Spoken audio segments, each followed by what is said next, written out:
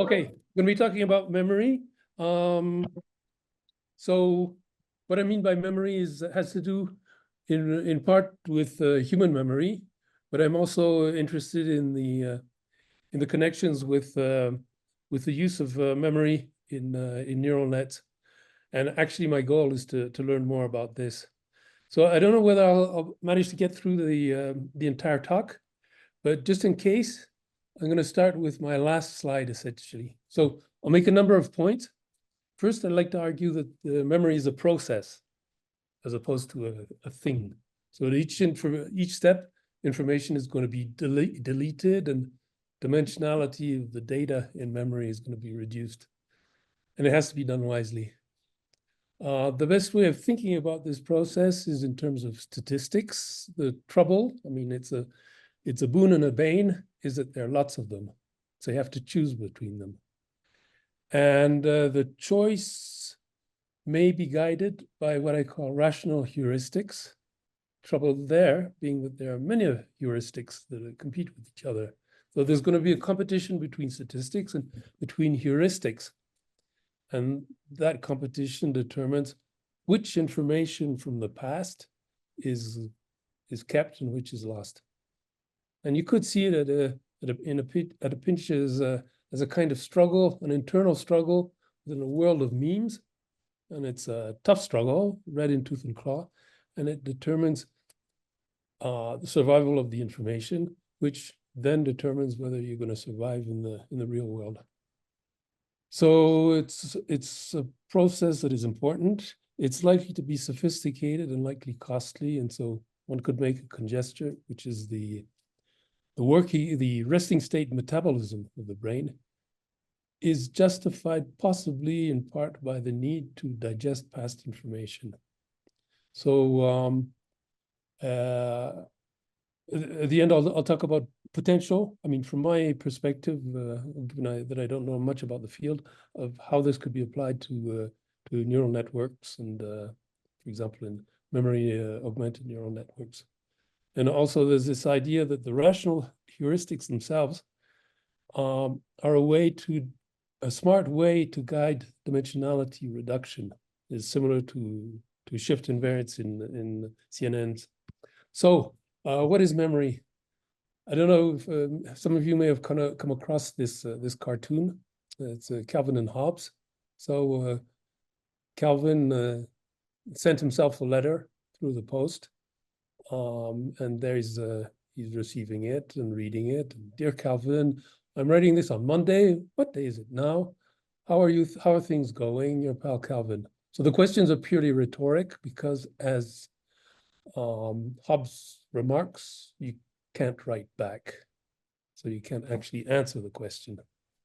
So memory is like that. You could define it as a message from the present to the future. So there's me, and I send a message to the future me. Or you could define it as a message from the past to the present. From past me to so you could say, maybe this is the same thing. Well, actually, no, it's not quite the same thing. Because at each point in time, there are new things coming in, new things that I do, and so on that need remembering. And so the memory at time t is not the same as that at t+1 or t+2. So memory itself is something that evolves. And to paraphrase Florence, who was a 19th century physiologist, memory is not, it becomes. So in the original, it was science is not, it becomes. Can say the same about memory. So that's the first. Alain, can you hear me? Yes. So you probably know there's a big literature in psychology, something called reconsolidation. Yeah. In other words, I think it's what you're saying here, which is that. Yeah. I mean, I'm essentially, I'm getting at what I'm going to be talking about has to do exactly with that. Okay. Okay. So that's the first point I want to make, is that memory is a process. It's not an object. It's not a thing. You have to see it as a process. And if you have a model that is not a process, you have to worry. Okay. Next question, why should we remember? Basically, it offers two things. One is that the memory is going to offer context for the new input that comes into the system, which is going to be useful to use that input. In some sense, it augments the sort of sensory motor loop. In a simple sensory motor loop, all you care about is the instant at the present time. Memory sort of adds stuff to that. And also memory is a way of storing recipes for action, I mean, learning and so on. What to remember? So that's actually, it's a controversial question. Some people think, I mean, it's a bit like Marmite. There are those who love it and those who hate it. There are those who think we should remember everything and those who think that it's a bad idea. So ideally, in an ideal world, you should remember everything. It's optimal because whatever you do with that information, you'll be able to combine it with the most recent information. So that's good. It's also very simple. You just accumulate. And you could argue that there's nothing to be gained from discarding as long as you have unlimited storage. And also there's no benefit in pre-processing, like training your neural network if you have infinite compute. If you have infinite compute, you can do it at the last moment when you need it. In practice, storage is limited, very likely. There's another argument is that if you accumulate unbounded information, it's going to be hard to find things. And the third argument is that it's a little bit silly. I mean, it's going to be suboptimal because the relevance of this information is not uniform over time. So here's a simple argument. So suppose that I care about the past, okay? But I also have to attend to the present. So my attention is going to be divided into what happens now and my memory of what happened before. Let's say, just for the argument, let's say that we split it at 50-50. This is what I do every day. I attend half to today, half to the previous days. So tomorrow, what today I call the previous days is going to, I mean, the part of the share of attention is going to be down to 25%. And the day after, 12.5%, and so on. So what is happening here is that the old information, the earliest information, is competing with the new information that comes in and losing the competition. And that leads to a kind of exponential fading of attention. It's not exactly exponential because you can modulate it. Some things may be more important, like childhood memories or what was happening to you on when you learned of 9/11 or stuff like that. But on average, it's going to be exponential. And it's actually observed empirically. So the top graph there shows the count of numbers that can be found in web pages. So these are numbers that are within the interval 1987 and 2007. And that is, they use that as a proxy for dates. So this is in web page as a function of the year in which the web page was published. And you can see that it decreases systematically. So that means that people, when they write web pages, they care less and less about the old stuff. And it's something that you observe also in citations of papers, and also in the papers cited within the bibliography of your paper. So it's something that was observed also for books by librarians and so on. So what is the alternative to keeping everything? Well, the alternative is summarization. And that's something, so summarization means that you take the information that you have and you make it smaller. You take the gist, I forget how you pronounce it, and you extract the gist and store that. The trouble is that it's going to have to be done repeatedly. Every day, every instant, you're essentially doing that. You're taking something that was there before and making it smaller. And you could say that the objective in doing that is to make sure that it fits. Because remember, the ideal is to store everything. The only reason not to store everything, or the main reason, there's not enough space. So at each instant, you have to reduce what you have in order to make it fit. So that's a second, I forget if it's a second or third point. So memory is a process of repeated summarization. And so if your memory model does not involve repeated summarization, you might want to worry. So how to implement this kind of thing? So the most reasonable approach seems to be to look at statistics. So a statistic can be defined loosely as a quantity that summarizes a larger set of quantities, and it's usually numerical. I mean, you can imagine situations where it's not, but it's usually numerical. And statistics, I mean, they're well known. They have well-known properties that are very, very useful, and they are expressive and flexible. So among the, I mean, you can see statistics of consisting of being built upon familiar primitives such as cardinality. You count the number of elements. You can take the min, the max, convex hull for multidimensional data, count things, take their mean, variance, covariance, take the power spectrum. You can do random selection, random projection, and so on. I mean, there are very many basic primitive statistics. And you have two examples at the bottom. You have a cloud of points that is summarized on the left by a combination of the mean, the covariance, and the convex hull. Oops, there's a hull missing. And on the right by simply a histogram. It's the same data in both cases. So these are for the primitives, and these can be organized into more complicated structures like time series. Strand, so a strand would be defined as a time series that with a bifurcation. Trees, pointers, dictionaries, and so on.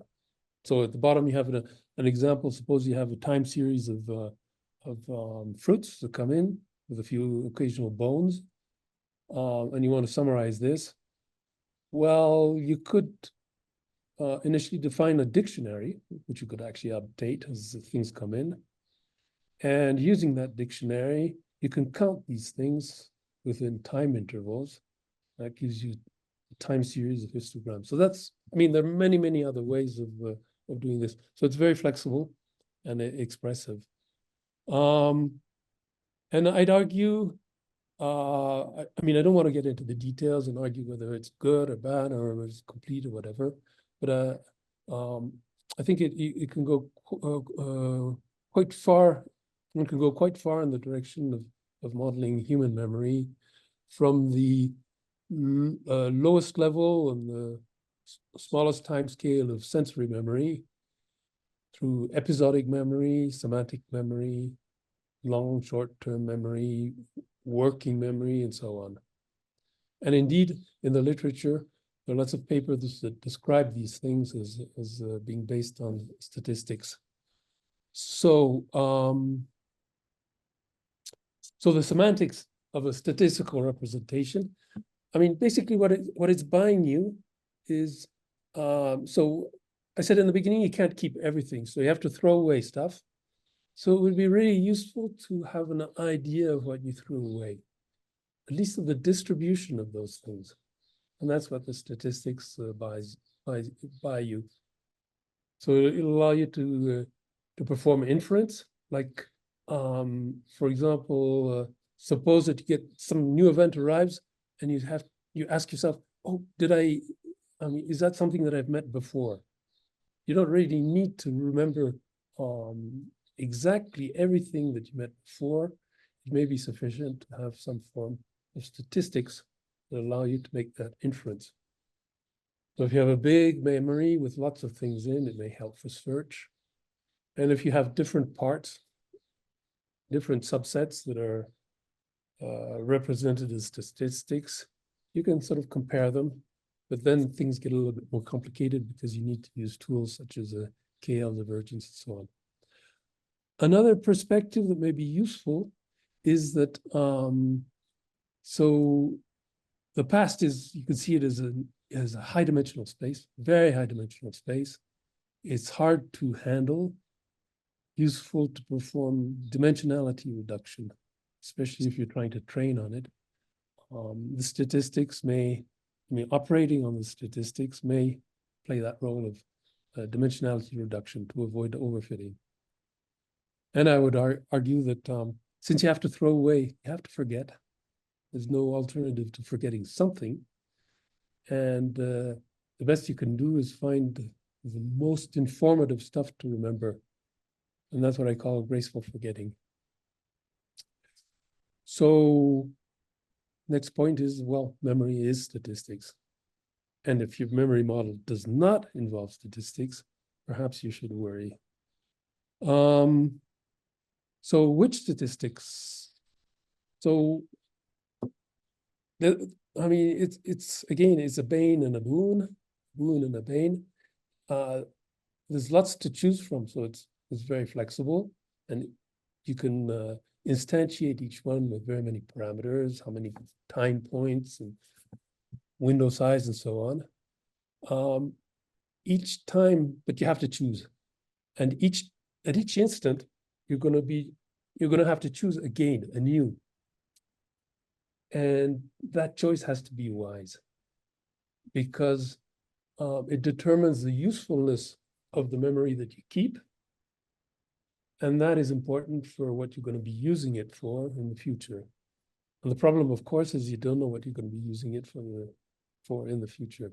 So the future needs are not known to the process that creates the memory or updates the memory. So it's not, we don't know the exact need, and so we can't guide our choice of statistics on that. But luckily, we can rely on heuristics. So here's a big list of your heuristics. I won't have time to go through all of it. The first line is essentially what I mentioned earlier, is this idea that remote information is, it's mechanically or mathematically less relevant than recent information, simply because it has to compete with information that comes in. So that's a heuristic. Other heuristics are things that change slowly are unlikely to be noise, because they have some physical things have inertia that makes them move slowly and so on. Surprisal. There's a whole list. I don't have time to go through. I'd just like to remark that trouble is that they're not all consistent, and so we have to choose among them or prioritize them. So we have competition between statistics and competition between the heuristics that we use at each step in time to choose which statistics we're going to use to reduce the information that we're storing. These heuristics are going to be needed in the absence of more complete information about what we actually need. So we don't know what we're going to need tomorrow, but we can sort of guess that among the things that we have, the information we have, there's some things that are more useful to keep than others. And so it's a competition. We're acting. Our brain is acting. The memory system is making really important decisions. So you could see it as a kind of action within a world or an ecosystem of memory. And it's really important. It determines survival of the memory and indirectly survival of us. So to end, how could this help in the context of the LLM group, which I must confess that most I don't know. There's lots of stuff I'm unfamiliar with and haven't followed closely. My guess is that it might be useful, well, first, across the board, if you have information that you want to store and transmit and you don't have enough storage space or you don't have enough bandwidth, don't throw stuff away. It's not your only option. You could just replace it by statistics or replace part of it by statistics. And if those statistics at some point you run out of space for them, just rescale them, make them smaller. Don't just delete. So second point is one reads a lot about the memory augmented neural networks, and there's always the issue that what memory and what to do if it's after we've stored the memory, doesn't it get stale? Or how big a memory buffer should we take? And what happens if something falls off the end of that? So there's an alternative way of addressing that issue. Is just design it as something that is inherently scalable. So the upside is that you're going to have something that doesn't have any hard limits either way, in terms of recency, up-to-dateness, or in terms of temporal span. The downside will being that you're going to have to deal with this, with the costs of running this process that I mentioned. And finally, that big list of heuristics, I mean, those are heuristics that are saying, okay, I have a store of information that is organized from, I mean, it came to me through time. I have to, let's say I have to train a network on it, and I'm going to run into problems of excess dimensionality and so on. And heuristics would be really useful to reduce the dimensionality and have fewer parameters. And it's something that is known to work, for example, in the context of neural networks. Why not use these heuristics too? And so, yeah, well, that's basically it. So back to my initial slide. I mean, almost initial slide. That's it. I feel like this is a perfect time to move on to the next topic.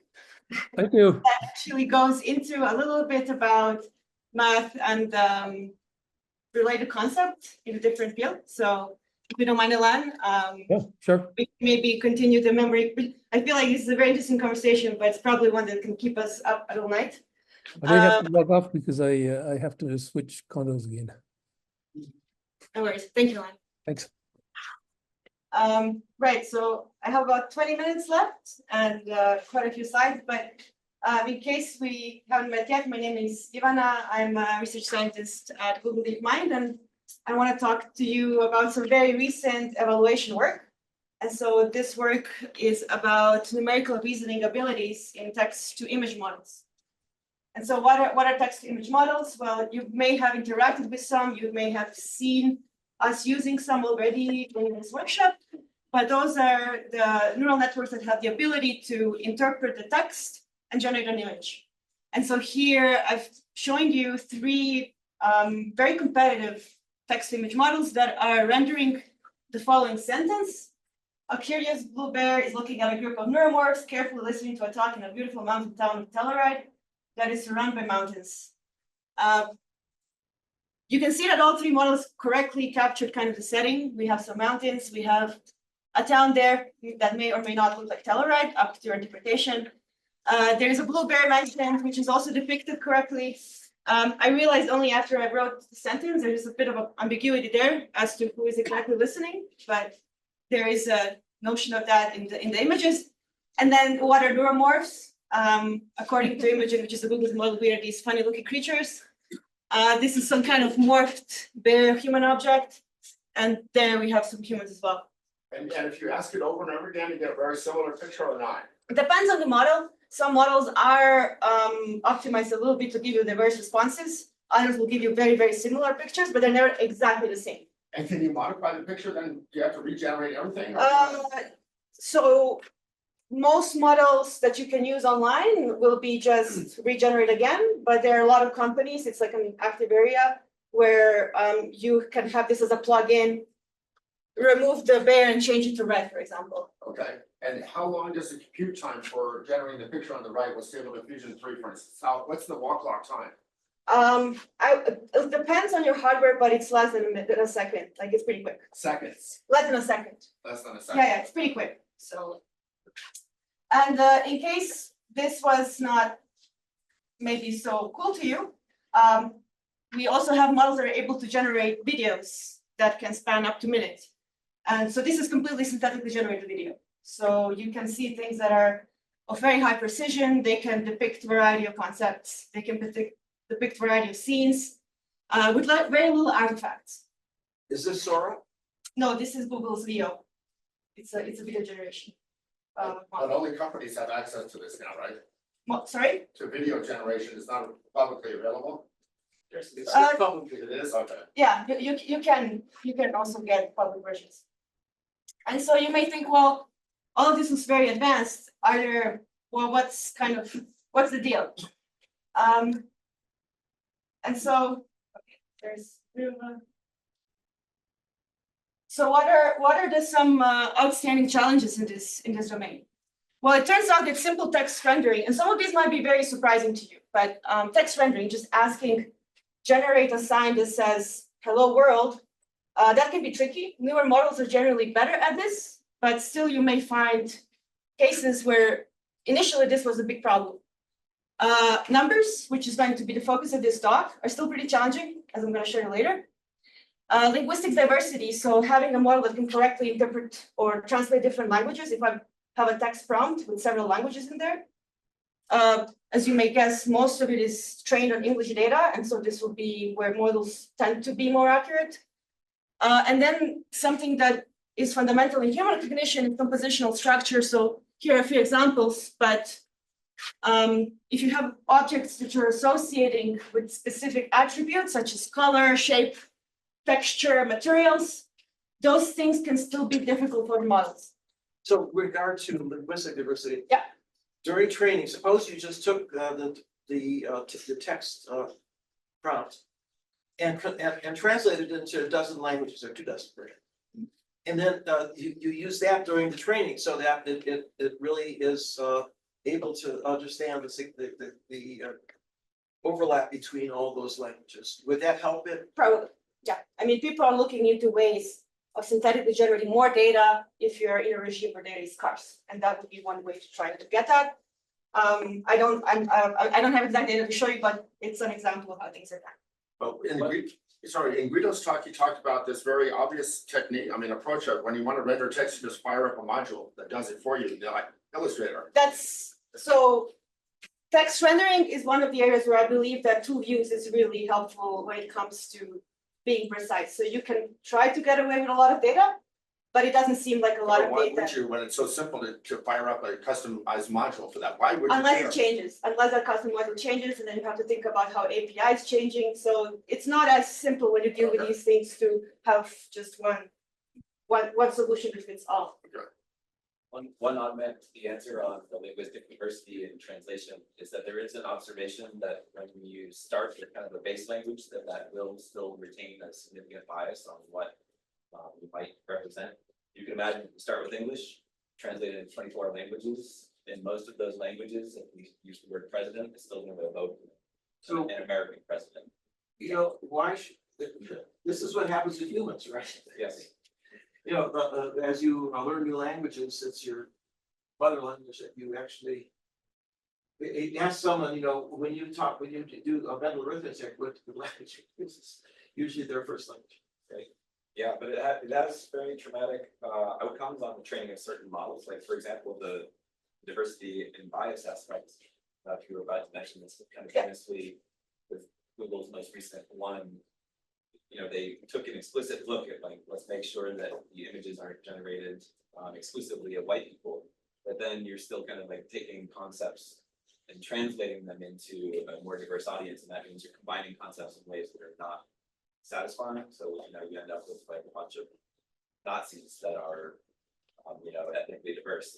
That is not a very appealing. I'll just mention it's a big area of research that is by no means solved, and also it's not clear what is needed to solve that. So I'm just highlighting some of the things we still have to work on. This talk will be about numbers, and so topic I personally find very exciting. And I just want to highlight that in machine learning, when people talk about numerical reasoning, they typically mean this. They focus on these very specific benchmarks. And typically that's stuff like math word problems. So someone has that many apples, another person has this many. How many do they have in total? This is a very simple example, but There are also data sets that are built of mathematics Olympiads, so arguably very, very difficult mathematical problems. And the reason why I wanted to highlight this is that because there has been a lot of progress in designing LLMs that can solve these. So when this, for example, benchmark was proposed, the first models were having 6.9% accuracy in solving this. Nowadays, this is over 85%, and I'm sure it's going to grow more. So yes. What is the key kind of achievement? How was this progress achieved? What was the key? A lot of different techniques. It's not just one. Different architectures. You might design specific losses. You might introduce more data. You might introduce mathematical verifiers to introduce some notion of verifying the solution, generating a lot of solutions. It's people might sometimes design a whole research agenda to address how to best solve theorem proving, for example. And for each of these problems, it's a different network that is optimized? Typically have one model that's meant to be doing everything. All So there's the numerical reasoning. Ideally, your model is a strong model if it doesn't require to be specifically tuned for one. So you can, if you're saying you have new model state of the art, you will probably evaluate this benchmark and show performance on each. Isn't it a bit, I know, asked backwards to be getting a machine to do in a human way what humans are not very good at doing in the first place, when machines are better than we are at doing it? I don't know. It just seems counterintuitive that this would be the task that we would be pushing on it. If you want to have a program that can be used in mathematics tutoring, explaining, or something like that, maybe techniques you're developing here could be useful to come up with a better descriptions of mathematical problems, for example. Okay, so this is not what I'll be talking about. I'll be talking about this. I think we all have very intuitive understanding of what it means to deal with quantities, but it's actually something that's pretty universal to all forms of intelligence. So an animal, even if it may or may not how to count, it needs to know where to go to get more berries or where there are fewer predators, etc. So just some approximate sense of quantity is really important for survival and interaction with the environment. And I also think it's a nice testbed for abstract reasoning because it doesn't matter if I say 2, 2, 2, you all get it, it's 2. No matter what the modality is, I can kind of be very creative about how I express the number, but we all have a shared understanding of 2-ness. And so the question is, do our models, does our AI have something like that? Or even how do we design tests that measure that? And so the task that I'll be looking at, the first one is kind of simple. It's also commonly used, is the exact number generation. If I tell you 3 apples, can you give me an image with 3 apples? The second one is approximate quantities. And this is something that's a little bit more ambiguous because we may all not agree when we say a few of something. A few apples to me might be 2, 3, for you might be 4, but humans are pretty consistent with these things, even if they are a little bit fuzzy. And then the 3 is complex reasoning, so understanding fractions, understanding parts. And it's interesting because in the developmental trajectory of children, it's also something that tends to develop a little bit later, understanding this more conceptual understanding of how individual parts relate to the whole. And so the question that you might have about how do you use all of this to evaluate numerical reasoning in models? So the first step is going to be to come up with a big list of these text prompts. And so that's kind of our hypothesis. We're trying to measure something with these prompts for each of the tasks.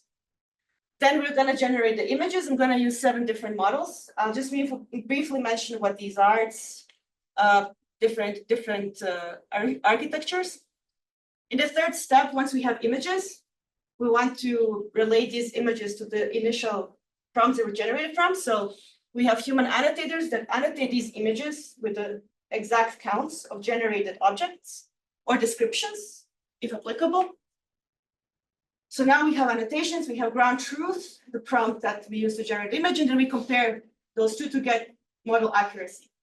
So when I'm talking about accuracy or performance, it's really going to be with respect to what we asked, versus what we got. Okay, so let's start with the prompts. The prompts are divided based on the tasks. So to remind you, task 1 was exact number generation, task 2 was approximate, and task 3 was for more complex. And within each task, we have several different subcategories. And so, for example, the most simple one you can think of is 2 words, a number and a noun. But we do look at numbers expressed in different ways. So numbers can be expressed as digits, but they can also be expressed with words. We do have some other categories that we know can be challenging, like attribute binding is just showing you, for example, introducing colors or introducing spatial relationships. We also look at what happens when we have some comparisons, like fewer or more. Also, I have to say we're looking at number 0. So we have things like an image of a vase. There are no flowers in the vase. Because 0 tends to be a little bit special, in not just in terms of statistics or numbers, but also in terms of like learning and understanding what 0 means. We can talk about 0. There's many cool things about 0. And in the third task, we're looking at things such as like pizza cut into 3 slices, pizza cut into quarters, and slightly more complex ones, such as there are 4 plates on the table, but 1 plate is broken into 2 pieces, for example. So this is inspired by some experiments in child developmental literature.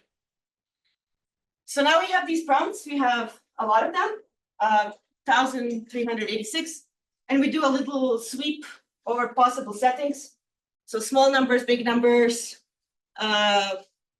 fractions, etc. And we also consider cases, well, internet is full of cats and dogs, so models are probably good in cats and dogs. We should probably consider less frequent animals because we don't want models to treat 2 cats as one concept. We want models to understand 2 and cat separately, ideally, which is the reason why we look at these frequent and rare words. We use a library that tells you basically the distribution of frequency in the English language for this. And the models we look at are DALL-E 3. It's pretty much state-of-the-art, one of the state-of-the-art proprietary models. Imagen or Google models, you can think of A as like early model, lower image quality, and then D is the most recent one that's been published, Imagen Vermeer. Those are diffusion-based models, and Muse is a different kind of architecture. We also have 2 versions. So we also comparing earlier models versus newer models. All right, so now we have next step, images. Sorry, Tim. So you may have said, but I think I might have listed your explanation. So particularly for like numeric simple, I would expect there to be like an aesthetic bias on your data set. So like humans generate a lot more images of things with 1, 3, 7, 11 items in it. Do you see that, or are you controlling for that so that it's more uniform? No, I'm not controlling for that, but you're right. It's actually called, I think it's called Bedford's law. The law that in natural data, lower digits are represented more than higher digits. So this is how the natural data around is distributed. We could distribute data differently and look at the effect it has, but that's kind of like a separate question. Okay, so if you were not to follow what I'm gonna say after this, this is kind of a sneak preview of the results. On top, you have different prompts, and I selected 3 different models and images in each row. And what I kind of want you to take away is that even simple things can be complicated. So, for example, models can indeed fail on simple prompts as 7 pistachios. They also can fail on things like 2 black cats and 2 red cats. All of them indeed do. And if they fail, they always fail, or? That's a good question. Sometimes that happens only, I would say if a prompt is easy, the model will get it correct at all times. If a prompt is hard, it might get it once in 5, because we did 5 generations for each. So it's not always very consistent. How do you handle cases where the image doesn't make sense? Like ask for 12 fingers and it blends them in a way. So what you're asking is more about image quality and like different, when you get like objects with artifacts and morph objects. Interesting, this is not as much issue with the newest models, like DALL-E 3 had very few instances. In other cases, we kind of gave people some instructions, like if you can recognize an object, do this. We try to account for some of the cases, but ultimately we wanted also the ambiguity in the data to be represented in human responses too. Because we are releasing the data set for use. And so if image is ambiguous, and I'm gonna show a few, like this, for example, right? Some people may count this as one apple, but others don't. So why should we force our models to treat it as 5? It's okay if the response is 4 or 5, perhaps. My answer to that is like we should have distributions instead of like one single label. Okay, and so how did we generate these X's and check marks? Well, we asked people to annotate images. In the most simple case, we simply ask how many of X are in the image. So we present generated image. We know what was the original prompt, so we get the response. In other cases, we ask what's the best description of the image. Because these prompts were generated with the templates, we have control over what was going on. So we know what's applicable in terms of which objects to ask about. And then in the task 3, where we're dealing with captions and fractions and parts, etc., we have a sequence of yes/no questions, because if a model generates a sliced pizza, even that sliced pizza didn't have exact numbers, that's kind of more correct than a model that generates pizza that's not sliced. So we try to account for some of these nuances in evaluation. And we're using an LLM to generate these questions. I won't have time to go into this, but this is also like not a perfect approach, but it's kind of good enough. So now we have images, we have annotations, and computing accuracy is kind of comparing the initial prompt with the response that we got from humans. We just take one answer. So if we have 5 annotations, we take the most frequent one for the purpose of this analysis. And similarly, we code responses in the other tasks. And so these are the results. As you can see, these bars are quite far away from 1. 1 would be all prompts were generated correctly. There are some themes here, like DALL-E 3 by far was the best model we have tested here. The dashed line would be a baseline if a human annotator was just randomly responding. And so even if it seems like this task has the highest accuracy, it's actually very close to the random baseline, about 50%. By far, exact number was the easiest task in terms of how far it is from that random baseline. Then we see this approximate number generation and Terrible, really terrible, right? in aggregate, it's not that great, I mean, but it's random. It's there is almost more. Random for all of them, right? Again, the random means here, because it's not as easy to define random baseline. When you have a multiple choice question, your chance is 25% because you just pick. But if I'm asking you, paint me a duck, it's not very obvious how to define random baseline if I ask you to paint me a duck. So what is a dashed red line? It means if a human annotator who was giving the count for an image just gave me a random number, for example. Okay. Kind of a silly question. I noticed that like it does have some sense of obscuring. There might be like an apple partially in front of it. That's right, yeah. Is it possible there's like the right number of things behind, like it's actually obscuring more items and you can't see it, but it thinks there's that many things in the image? I mean, you would get these reflected in human responses. So if it's perceivable, then yes, people would give you some variability in their responses. Sorry, Guido?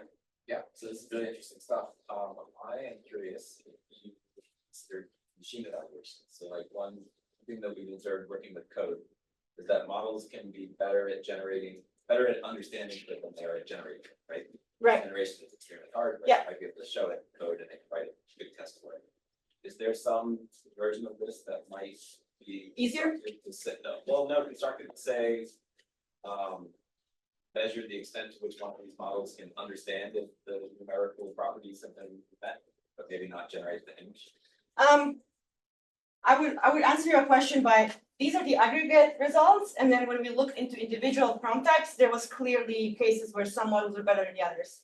And so they might be better at generating shorter prompts, etc. No, really, what I meant was, so this is a human evaluation, right? Yeah. You give them instructions and they go through them. Is it possible that there may be versions of these algorithms that perform the evaluation better than could perform on the evaluation? If that makes sense. Like the image understanding capabilities, like, well, some of these models would be sufficient to perform the scoring, even if it's not. No, because VLMs are equally, they're pretty bad at counting. Like if I give an image and ask how many dogs are in the image, they're also not, they're better and they're improving, but they're still far away from matching human performance on counting. So- Yeah, obviously the upside, if that worked, was you just keep generating, you show it and say, did you generate 5 apples? It looks and says, no. That may be still an interesting research question, like having some kind of loop. But I mean, it's gonna be my point. Ideally, we would like to not have humans for tasks that could be perhaps automatically. But just to show you, for example, so DALL-E here is like a very good model, the best model that we have tested actually in some cases, and this was the worst one, the earliest model. So this is the number that we ask, number in the prompt, and this is the generated number. And so ideally, you would see all hundreds on the diagonal. We don't see that. We see that generally the smaller numbers are easier. And then as numbers increase, the accuracy goes down. We see overestimation. In all of these cases, we haven't asked model to generate more than 10 objects, but it did. And also we see cases of this underestimation, and not so much with DALL-E, but here, for example, in all of these cases, we asked model to generated zero items when we ask for some items. So it just omits completely an object in the image. So basically, it works okay for small numbers. Some models were also sensitive to things like, is the number represented as a digit or a word, which I mean is not, it's a non-numerical feature. I have to say that newer models tend to be better at this and are not sensitive to that. And then also non-frequency. So indeed, for some models, it was the case that more frequent nouns, they will be more accurate on those because maybe they're more represented in the training set.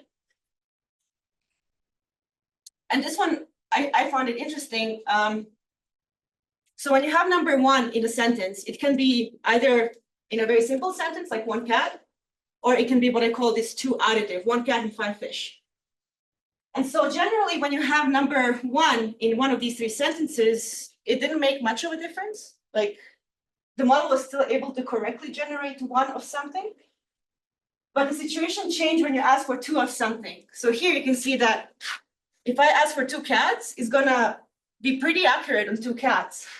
But if I ask for 2 cats and 1 dog, there's a really sharp drop, which to me was a little bit surprising. And I'm kind of curious also, is this something, I'm actually curious about human literature on this, and when children do numbers, do we see any kind of similar behavior where slightly more complex sentence structure results in us forgetting numbers? Isn't there some statistical thing that says that most numbers have a 1 in them? I can't remember. I went to a lecture. Yeah, I mean, So- is that possibly part of this? Where What do you mean, most numbers have a one? well, if you think about it, it's 1 is the most, a number with 1 in it is always the most common number because you start with 1. Sure, but if, I mean, And those so- are laws, and so we should see these curves follow these laws in some way if that was what's going on. And are you not seeing that though? Well, I If mean, you I'm are, not sure I thought how to that was exactly explain. what you're saying. I'm not sure how to explain like this drop here as opposed to this drop here, so. Perhaps there is some correlation, perhaps I could try to fit some curves to see something, but and again, as I said, I'll be curious how, let's say, children when they're learning numbers, if they really struggle a lot once we have more numbers in a sentence as opposed to just a single number. Yeah, right? Is there any pattern to the way that they confuse them? Like, that it's, if you say 1 cat and 5 fish, it gives you one cat, one fish, or five cat, five fish, like is there any structure? to mistakes? I haven't looked into that, but you're right, that could be a thing. Yeah, because you have like a linear decrease as you increase the number, so I feel as though if you're doing one cat, five fish, that's gonna have a much rougher time than one cat, one fish. One fish, right, Yeah. so simply higher numbers might confuse more. Yeah. Did you ever look at like relative or multiplicative ones, like if you have 3 slices of pizza, each with 5 pepperoni on it? That seems like a more natural thing to say, because you wouldn't say like each one explicitly. I haven't looked at that, but my gut feeling is that that would be much harder. Like the spatial prompts, one cat over something, those are already pretty hard. So numerics have been studied in primitive societies. That don't have any written language. And they tend to only have to know how to use the 1, 2, 3, and many. Yeah, one, two, and many, yeah. 1, 2, and many. And so this comparing to humans who have been educated greatly at very early age, how to manipulate numbers and so forth may be a little bit unfair in terms of a comparison. In other words, we've gone through a lot of fine tuning. I would agree with you, but the results that I've seen on the other tasks show something different, because even if you look at Piraha, they have understanding of a lot and few. They don't enumerate sets, they don't assign labels, but if they go hunting, they have approximate sense of how many arrows to bring for their task. And so while there is not an exact number sense, they have an approximate number sense. When I asked DALL-E to generate an image with a plate with no olives, it still gave me plates with olives. So it doesn't understand concept of no the same way perhaps humans do. So I agree with you that when it comes to exact numbers, maybe some training is missing, maybe some instruction is missing. But when it comes to understanding of approximate quantities that appear in many different forms in natural language, they're not only associated with numbers, they're also associated with linguistic concepts. These societies also have the difficulty with the concept of none. It's zero. It's possible, yeah. Yeah, and actually, I think mathematicians had invented, right? As a numerical number, just like 1. But also logically, I mean, if you say a plate with no olives, that obviously makes no sense for something that's trying to generate things from known pictures of olives, But- right? It only has one thing to latch onto, which is the concept of olives. Some models do it. If I ask for a vase with no flowers, some models will correctly generate a vase with no flowers. Others will always, or a cake with no candles. Yeah, So there is vases don't have difference. flowers, so that's kind of different, right? Plates Yeah. don't always have olives, I mean, it's very uncommon, plates have olives, but vases often have flowers, Right. so it's different. You look, Statistically. this type of priming affecting LLMs as well, You're- right? Like there's some very entertaining examples of, tell me a story with no elephants in it. It will tell you a story, and then at the end it will say, and they lived happily ever after, and at no point did they meet any elephants. It believes that it did the job, right? And so it might be kind of in the understanding component, job of negation is challenging. Yeah, but I think Sunny's also on the right track, because she's, a vase almost always goes with flowers, right? But a plate is very rarely with olives. So it's just, if it's not in the training data set. But that's exactly the point. I don't want everything to be in the training set, Yeah. because for us humans, not everything is always in the Yeah. training But set. And but so- logically, a plate with no olives is a plate. So the prompt was, the It's prompt not a was plate with no olives, no, it's a plate. an image of a plate, there are no olives on the plate. So the prompt was something like that. So basically, does the model understand the concept of no? Or Yeah. subtraction, or what you were saying. Or something like that, yeah.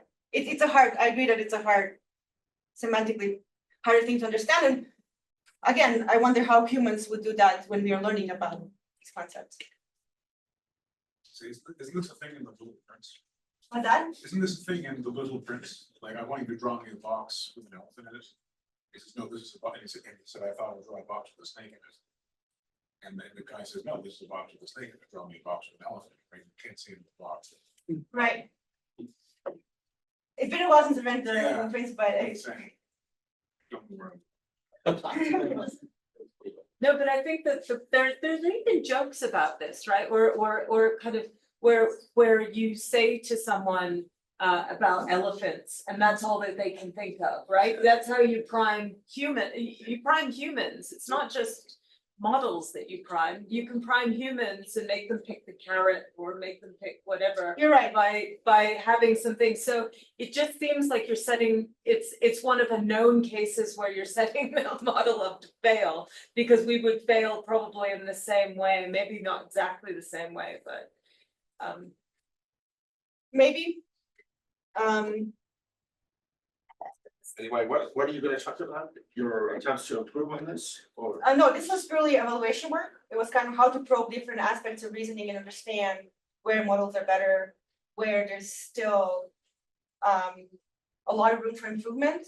And I think this kind of, this was by far the most difficult case. So conceptual, I'm just showing you like a few examples of these errors, but kind of conceptual quantitative reasoning where we are asking for slices or parts, like it was almost no models were correctly generating a pizza cut into 5 slices or 4 slices or 3 slices or something like that. I see. They were all typically 8 slices, right? Even though it's so good at rendering the actual pizza, but it just can't get this simple thing right. And this is not so surprising because a lot of recent models are specifically fine-tuned to generate aesthetically high quality images. They're not specifically fine-tuned to be very accurate at generating numbers. So I think there's also room to better understand how to do that, and there is some ongoing work in the community for that. Yeah, Brian? Yeah, so I guess like with the pizza example, does that suggest that it's really on the visualization side and not the linguistic understanding side? Because it seemed like you tend to see pizzas cut into 8 slices more than you would 4. Those would be huge then mainly pieces. So is it more like do you think it's because it's optimized in 8 slices pizza looks good? Or is it that it's more often seen 8 slices of pizza? Or is it that it is just a linguistic failure of understanding 8 of anything? It could be all of those. I think this is where model optogenetics kind of comes in, and understanding, well, if at some point in language, our representation of 3.5 looks identical, then maybe that's where it's failing, and we need to better understand how to parse numbers. Because number tokenization is not solved problem. So there is also work in there. Yeah. So Jason and I was probably in the thinking engineering zones, design for test. Right? So have you considered ways to embed symbolic information or relationships? Because you get an output like this, you can follow back to see where it got the 4 versus the 6 actual slices. Sorry, I didn't understand. Do you mean if I look into the model, like if I change the models? No. So what I'm saying is design for test is a concept in engineering. You design in elements that you can use later on to track where it went wrong. You sort of probe To make it interpretable intermediate form, is there an intermediate point? interpretable. Yeah, is there any intermediate point in this interesting picture that you had before of the architecture that you skipped over? Yeah, this very complex architecture, yeah. This was more like the history of how these models were. No, you had a block diagram too of the model, right? But I'm hearing a lot of speculation as to There you where go. it went wrong. Oh, no, I see. Insights as to what's why. it? Yeah, that would be the right approach to go about understanding what goes wrong, like looking at the attention map during the inference process, like the sampling process. TBD, I haven't done this yet, but that's something I may look into. However, you would not be able to do that with, let's say, proprietary models. You don't have access to their internals, which also tend to be better performing models. So there's a little bit of a tension. Right, you could tag the input data if you feed it to the model trained in the first place. You can tag the input, but you will not get access to, you don't know what's happening with that input. So you can purely look at it as a black box kind of input output, but. Right, the treating it as a black box to tag the input that you're training with it. You know Right. what your questions are, then you can see where it went wrong. Potentially, yeah. So this is actually a very nice way to think about the history and how it's evolved.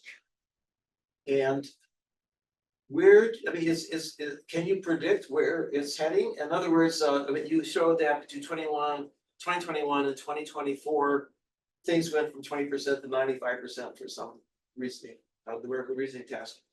I mean, if it continues to improve like that, right, you can be out of a job. Well, that's why I'm pointing out the things that are still missing.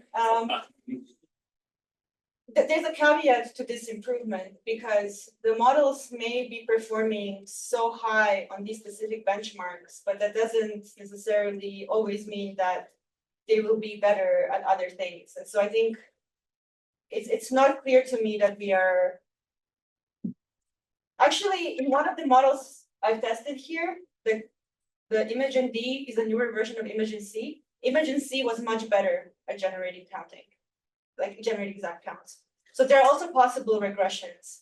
And to me, the question is here more, well, what's needed to have this more symbolic-like understanding of a number? Because there's no reason why if I understand 3 of something and you show me 3 of something else, I'll suddenly fail on 3 of something else. And is the question really more data? How much data? What kind of data? Is it different architecture? Or is it really tool use? Do we need now to go to object detectors? Do we need to employ different kind of models that are not, maybe they're also neural networks, but they have been trained specifically like a brain module for something? Do we need different functionality? And to me personally, it's not clear that we're gonna have this symbolic understanding. It's not clear what's gonna be the way to get that level of symbolic understanding. Well, okay, so actually, one thing is to increase the modalities. Right. In other words, not just have text, but you already have images. But what about voice? Yeah. And you know, and also manipulation. One of the things that babies do is they pick things up and they stack them. So maybe you just need to have a little bit richer environment. And exactly, so that's maybe we need to interact with the environment to learn. Maybe we need this sense of all of these are possibilities, and I think this is why there's still many open questions to be asked and answered and approached to this. But none of these models are trained in any kind of reinforcement learning way, right? There is RLHF, which is a reinforcement learning from human feedback, which is what Guido was talking about when you have preferences. And so you will typically ask people, which image do you prefer? And you may give some assumptions there, but as far as I know, people don't typically, I don't know if they do it for counting or not, but which image? People don't do like some policy gradient descent in these models, right? Or So like they do in robotics. I think you made an interesting point earlier that, you know, like it might be possible that because these are tuned on preference data, which tends to be aligned against, you know, does the pepperoni look pretty, you know, as opposed to do you get the number correct?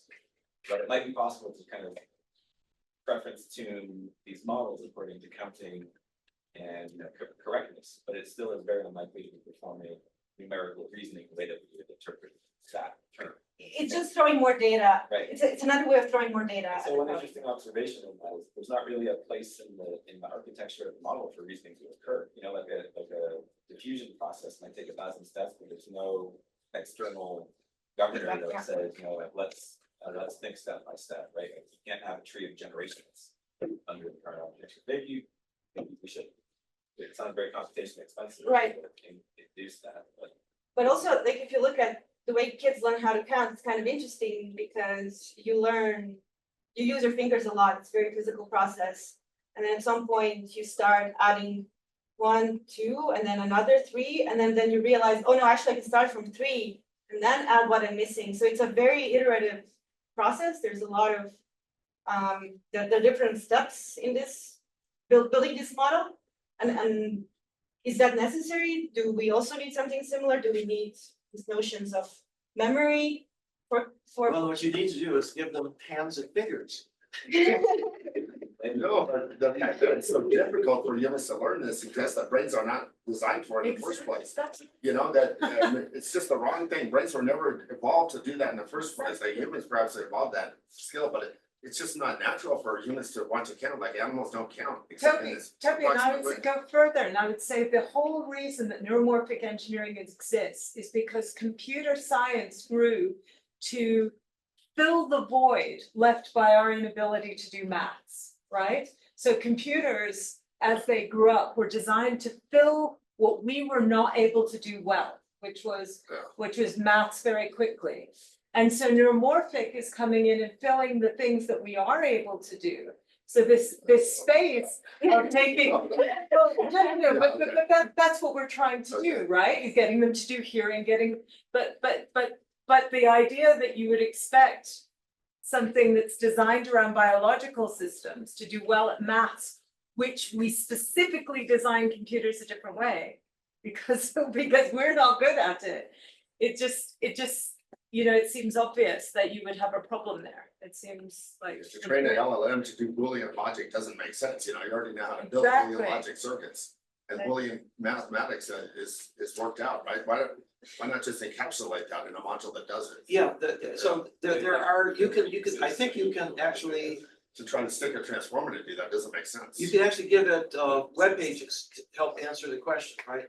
So, I mean, and I think there is also Wolfram Alpha. Yeah, Is that's one of what the, ChatGPT is using actually. oh, it is already using that. They have a collaboration where it's integrated, and I don't know exactly the details, but I believe when you ask ChatGPT to solve an integral for you, in the background, it's running symbolic operations basically. Which makes sense. So the front end does the linguistic part essentially and parses it into a problem, and then the maths of that problem is done by the. But you somehow have to train the model then to fire up this other module, right? Yeah. I think I agree with you, but also there's no reason why models should not be able to understand n equals n+1 and build up numbers to 10. And I can draw very simple equations with vector symbolic architectures that do that. But doesn't it, yeah, no, you think you'd like to be able to do that, but does it really make sense? When you have an architecture that's designed to do things in very high dimensional symbolic spaces, why do that when you know the answer already? I think you guys are kind of overestimating the extent to which what you're describing is really the simple thing that you Yeah, possibly. right? Like if I say, draw me a picture of pizza cut into 5 pieces, you know, that is like different than knowing what the concept of 5 is or what 5+1 is. And so the task is to make me a piece of art. I get that. I'm not saying, but what I'm saying is the way we learn to do maths, even the way we learn to do maths as opposed to machines learn to do maths, is very specific. I mean, it took a while. I mean, having had a kid, you know, it takes a while to teach a kid the concept of fractions and what an eighth of a cup is and all of that. So I think it's not trivial. And the fact that if you're not explicitly teaching these things, right? If you're not explicitly teaching maths, kids, you know, these learning models, these language models, they're not going to just or naturally learn maths. Just from statistics, or I don't believe they will. I don't see why they should. I mean, you have to. I think an important step in being able to teach these models, these concepts, is being able to measure the extent of what you've done, which allows you to kind of like scale up your process, right? So the reason I was asking, do we have models that can count 5 pieces of pizza better than they can draw them? Because if so, then we could begin structuring a curriculum that is auto-generated with a process of kind of automatically annotating, building up the data that the machines benefit from. So I think the evaluation matters, because you need to know where did they fall down, and then you start hypothesizing how would I influence it better, and then maybe how would I scale that all the way up to a trillion ability. Because Someone said something about having a loop, and I thought that was a really interesting idea, because I've noticed with the AIs that I use that they as soon as you point out a problem, they are quite responsive to that.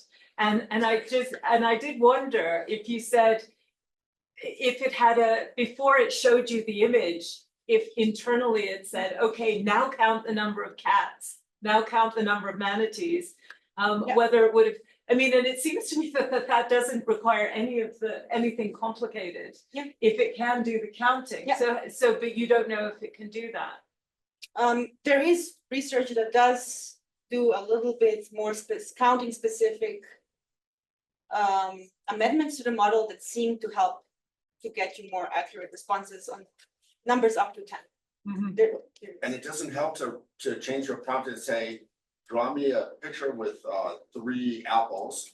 And there must be exactly 3 apples. I want a picture with exactly 3 apples. Don't give me anything. It's not a A good picture film, with you're 3 not apples, 5 apples. It doesn't help. It doesn't help. I haven't tried to threaten the models yet, but Like break this down, there are 2 evals that are non-image based. One of them is it just composes a set of instructions, and the more instructions there are, the worse Harder. performance is. I think GPT-4 has a linear decrease, everything else had an exponential decrease. Decrease in what?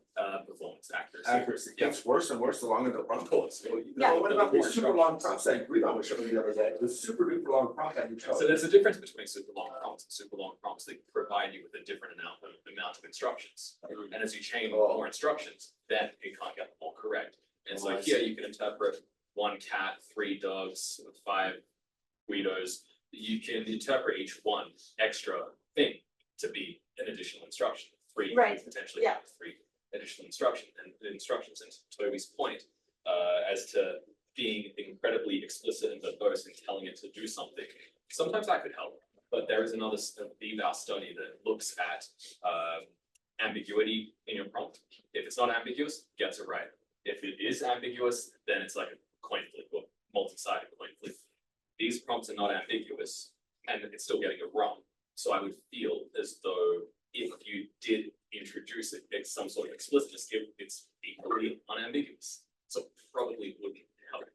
But I agree with Guido. But anyway, It's important. you could just language models understand what is only the generative, the image. It's only not- Can you check? This generalizes. when they came out, when you ask it to count the number of letters in a word, like tell me how many letter A's are in pizza, models were very bad because this task. In the meantime, this has been fixed, but there were instances of very, very simple counting tasks where models were failing.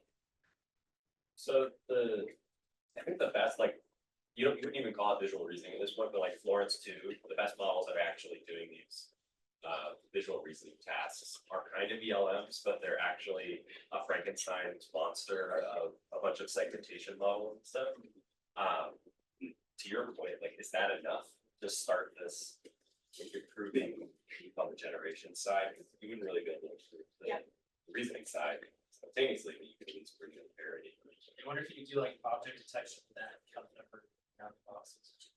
With your prompts, actually, the prompts that were given to the language models, because like, if you try and use ChatGPT's one now, it will always automatically re-prompt it for you. You say, I did it. You say, draw 3 koalas on a duck.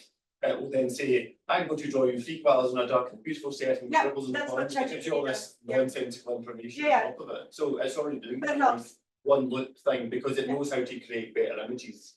So Yeah. could you do a language of thought one, or like, or a thought explanation one where it tries to understand? You could. It wasn't the goal here. The goal here was really 1 apple, 2 apples, 3 But apples, were your but prompts direct though, or because you had DALI in there, was that the prompt directly? no, by default, DALI did rewrite the prompt, including more aesthetic stuff that's not relevant to the numerical prompt. No, but and your prompts, were your prompts direct or not direct, in the examples you showed? But they were direct, my prompts, yeah. Could you ask, like, could you query the language representation of one of these generative models such that you might ask it, you could say there's 3 apples in the basket and 2 pears sitting to the right of it. Now, type out an asterisk for every apple in the scene and a dash for every pear in the scene. Then you could see, is this miscalculation on the language side versus the visualization side? Yeah, I think that was kind of to like David's point, like we could play around with the prompt and images to try to understand. If there are patterns that we can understand, because sometimes things fail in simple things, sometimes they fail in hard things, so. It may be difficult to establish curriculum as to what's easy and what's hard in that setting, but it's an idea, yeah, for sure. Yeah, you've got 2 sets of unknowns, so you've got to start tagging something to. Okay, well, I think we'll wrap up here. Thank you all for questions.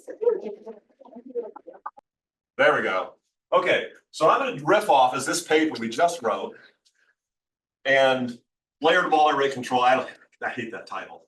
But this paper would have been a disaster without 2 of my former students who are now a professor at Penn and at Caltech. Okay, so they actually made this not be the crap that I would have produced. Anyway, So I'm going to tell you about what we kind of distilled here. And this is for control theorists. So I'm not going to tell you about the part for control theorists. I'm going to talk about the general stuff. So the idea is that what you want to build is build big systems that are robust. And that means for like uncertainty all over the place. But the uncertainty in the world is highly structured, and we have to take that into account, or we're going to be too conservative and paranoid. Okay. And then the other thing is we also want to build systems that are efficient, adaptable, evolvable, scalable, etc. And to do that, there are things you must do. And that's what I'm going to try to make the case for. And I'm going to try to do it with almost no math. So first of all, you know what a level is, okay? Levels, okay?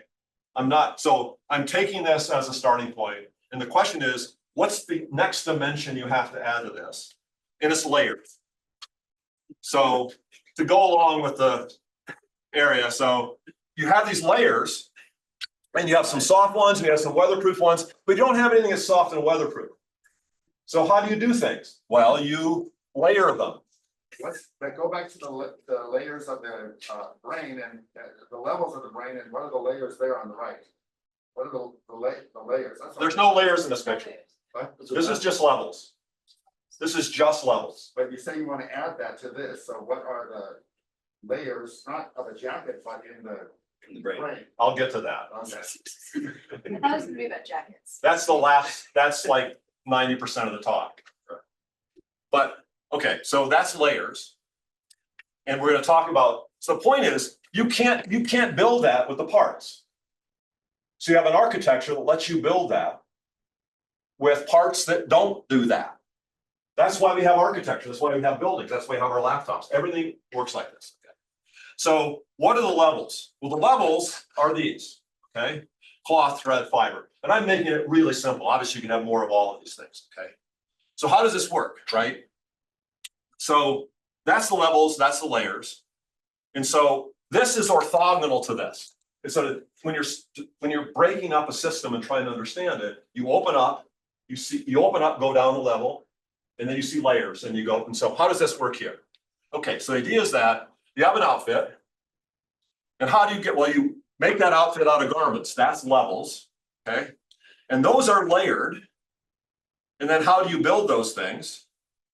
Well, you build them out of levels, okay? And so that's this. And these are orthogonal. These are orthogonal ways of decomposing things. Everything works like that. So you have these two orthogonal decompositions. So you have levels and layers and levels all the way down. So you've heard this thing, turtles all the way down. Well, sort of like turtles and then lizards, then turtles and then lizards, or something like that. So, and those are orthogonal. So those are two concepts we have to get. So, and those words are often used as synonyms. So what I'm doing is I'm taking levels from Terry in science, and I'm taking layers from everybody in engineering who use layers this way. So the layers of the internet mean exactly this. Layers in your laptop, layers in your cell phone. This is what layers mean. And it's exactly what you use as layers. So you laid out these 7 parts of the brain. Those are layers. And then you went into one, you zoomed down in cortex, and there's layers. So there's layers, levels all the way down. So why? Well, you have these diverse outfits and garments, right? Enormous diversity, right? Anyway, so you have these diverse outfits and you have lots of diverse fibers, but you don't just like clump these together and make this stuff, right? You combine them in complicated ways, right? So you have diverse outfits, you have diverse fibers, but if you have this architecture, you can create this diversity-enabled sweet spot where you can build all this stuff out of all of this, even though it doesn't match up perfectly. So a stovepipe system is, oh, I just have one thing down here and I build everything out of that. Those aren't very interesting. So why do we have architecture to do this? And then how do we have architecture? This is how we implement it, okay? So that's how our brain works, that's how cells work, so that's the how. Okay, so there's also stages. So how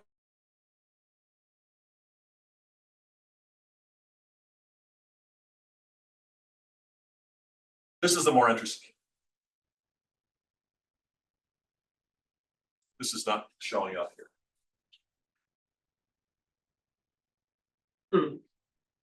Sorry. So here's another example we do, and this is my favorite example. So this is core glycolysis, and I'm thinking bacteria, but this is in every cell on the planet. Okay. And so what you have is stages. So what you have is you have catabolism, you have glycolysis, and then you have anabolism.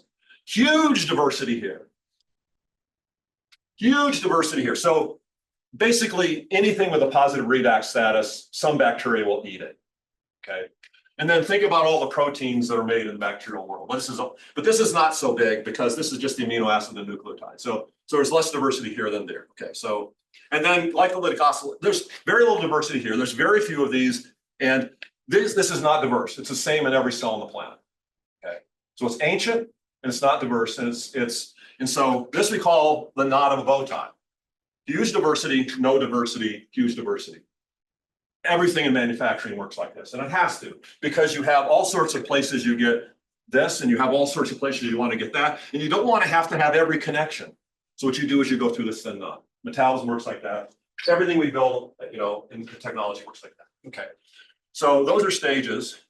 So now this is where the problem is. Everything is in this super high dimensions, and I only have 2 to work with. So this is tough. But what I'm going to do is I'm going to stick these 2 together.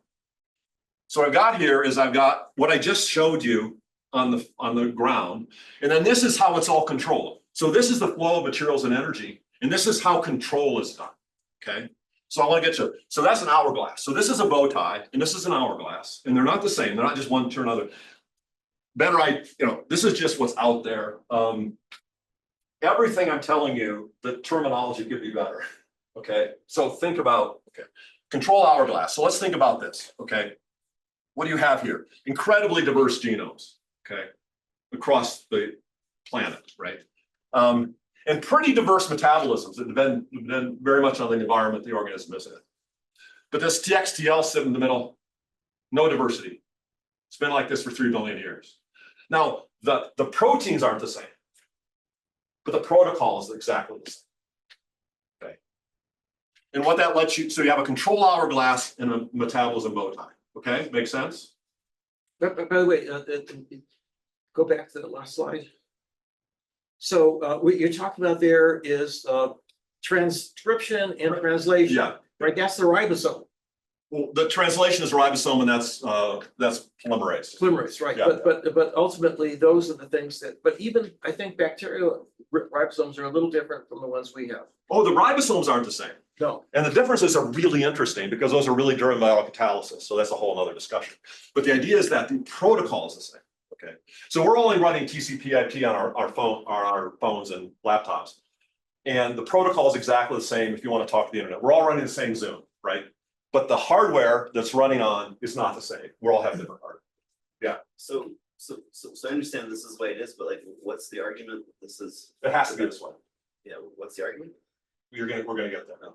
And I have to do it without, so the way you set this up is you have this problem where you have constraints from the top, constraints from the bottom, and then you say, what can I do to match those constraints? And you do an optimization problem, and you have to get this. So I'm not gonna do that. I'm gonna hand wave that because that's pretty much bleeding edge right now, how to actually do that. So, okay, so we have this, okay.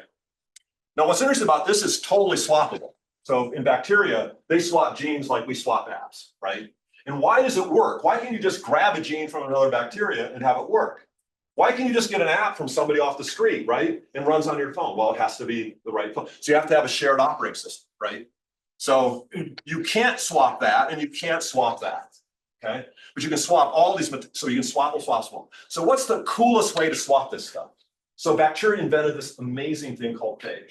So all you have to do is package up a little bit of DNA in this package, and this package goes out in the world, just like a packet into the internet, and it'll move around and then go into another bacteria. So bacteria has had an internet for 3 or 4 billion years, okay?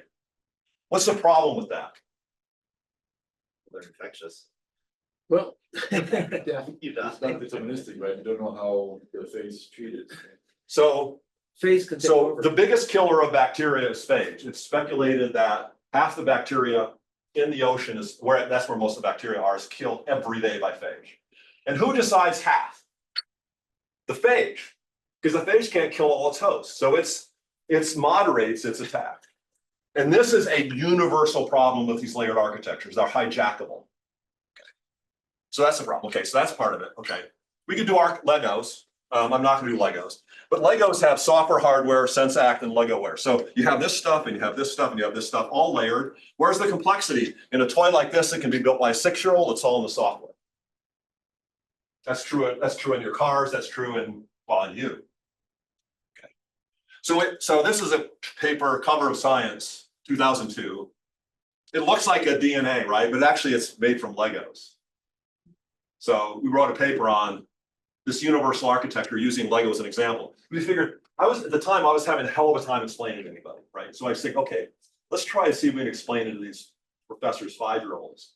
And then maybe they can explain it to, mom and dad. Anyway, and there's all the issues that I'm going to talk about here came up there. And this isn't bad, but it's 20 years ago, so it's clunky. We can do a lot better now. One of the most important things is, this is another way of describing architecture. It's constraints that deconstrain. You're given constraints from the hardware, you're given constraints from what you have to do. You add in additional constraints, you add in protocols, but they ultimately deconstrain you. And they came up with us without knowing any of this stuff. This is, 25 years ago. And they think it's their best work and everybody hates it. Okay, so is this emergent, right? Can we pile up things and shake them around and suddenly have this emerge at some edge of chaos or complexity? No, right? That's completely wrong. Okay, we're going to skip through that. So we have other examples. So this is the bacterial example. Okay, you have this 3-layered architecture. You have genes, you have transcription, translation, and you have proteins. And I'm really obviously simplifying it. Then there's our brain, in which we want to talk about that. And then this is what you're sitting there with. And all of these have this same property, which the hardware doesn't do what you want. But if you build this architecture, it does. Right? What is this DES? Oh, diversity enables sweet spots. We'll go into that. Okay. So we got all these different examples, right? Like what it can go wrong. We already saw what can go wrong with phage. Same problem we're having today. We get these fabulous architectures and they get hijacked by bad people. So I want to try to talk. I'm not going to talk about all these horror shows except at the end, maybe. So this is a paper we wrote for Terry. So what did we try to do? This is not for 5-year-olds. This is for high school students. So again, I'm trying to talk to my colleagues at Caltech's No Hope. And so I talk to their high school kids and they go, yeah, we get this. Okay. We play these games and stuff. I go, okay, can you explain it to your parents? So I'm going to tell you a little bit about this. This has been out for a while. In this world, that's forever, long ago. Okay. So I'm going to try to tell you about this universal architecture, but now I'm going to use the brain as an example. But I've got to do it in a way that a high school student can do it all, right? So that's some constraints. So I can't use any of the fancy math that nobody else understands. So I got to use this. And so these are the kind of formulas you get, and you can get these analytically by hand, and we'll see how this works. Okay. So what I'm going to talk about is layers, laws, and levels, and what the diversity is and what a sweet spot is. Okay. Those are the concepts you need to understand architecture, whether it's a building or the internet or a city. So that's why we have architectures. We have diversity in our parts. They don't simply solve the problem up here. We have to combine them in just the right way. And so now some people don't like this terminology. Please come up with something else. All I mean by diversity is a lot of different parts.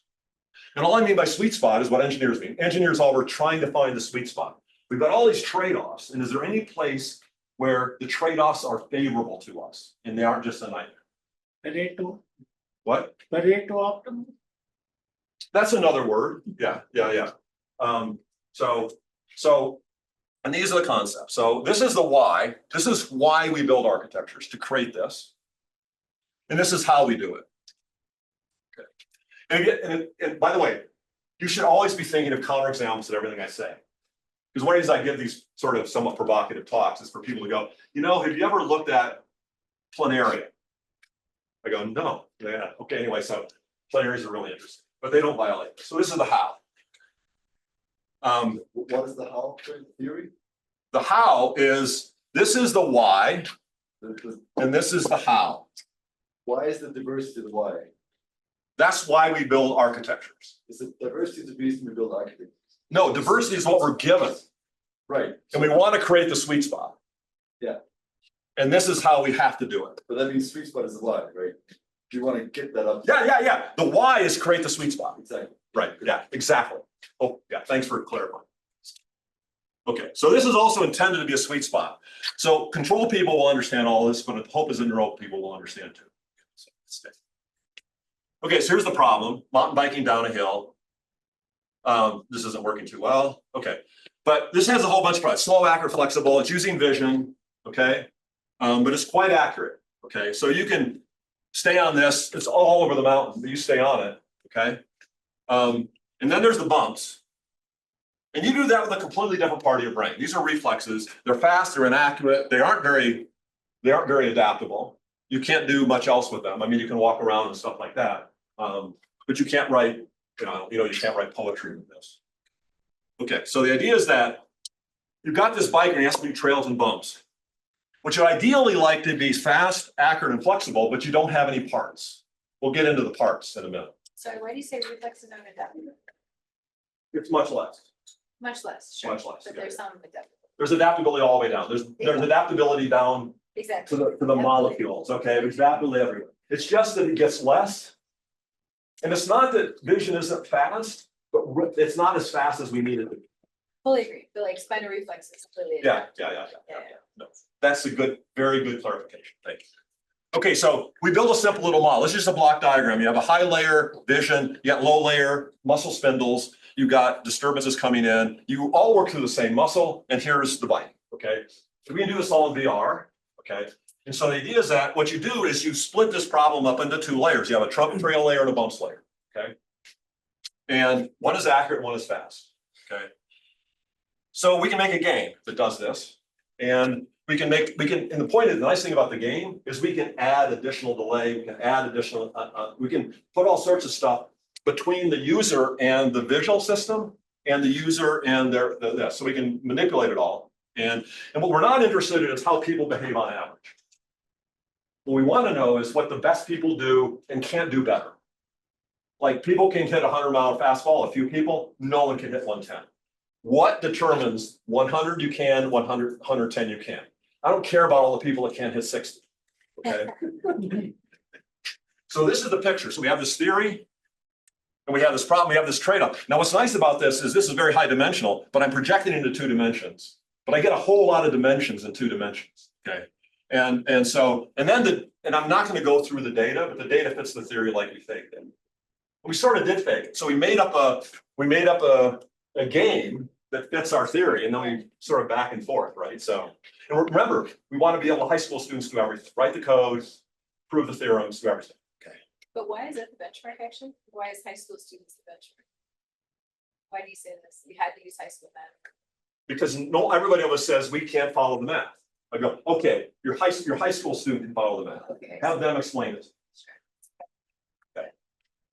Okay, and the point is, how many dimensions trade-offs are there? How many dimensions are we finding a sweet spot in? All of these matter.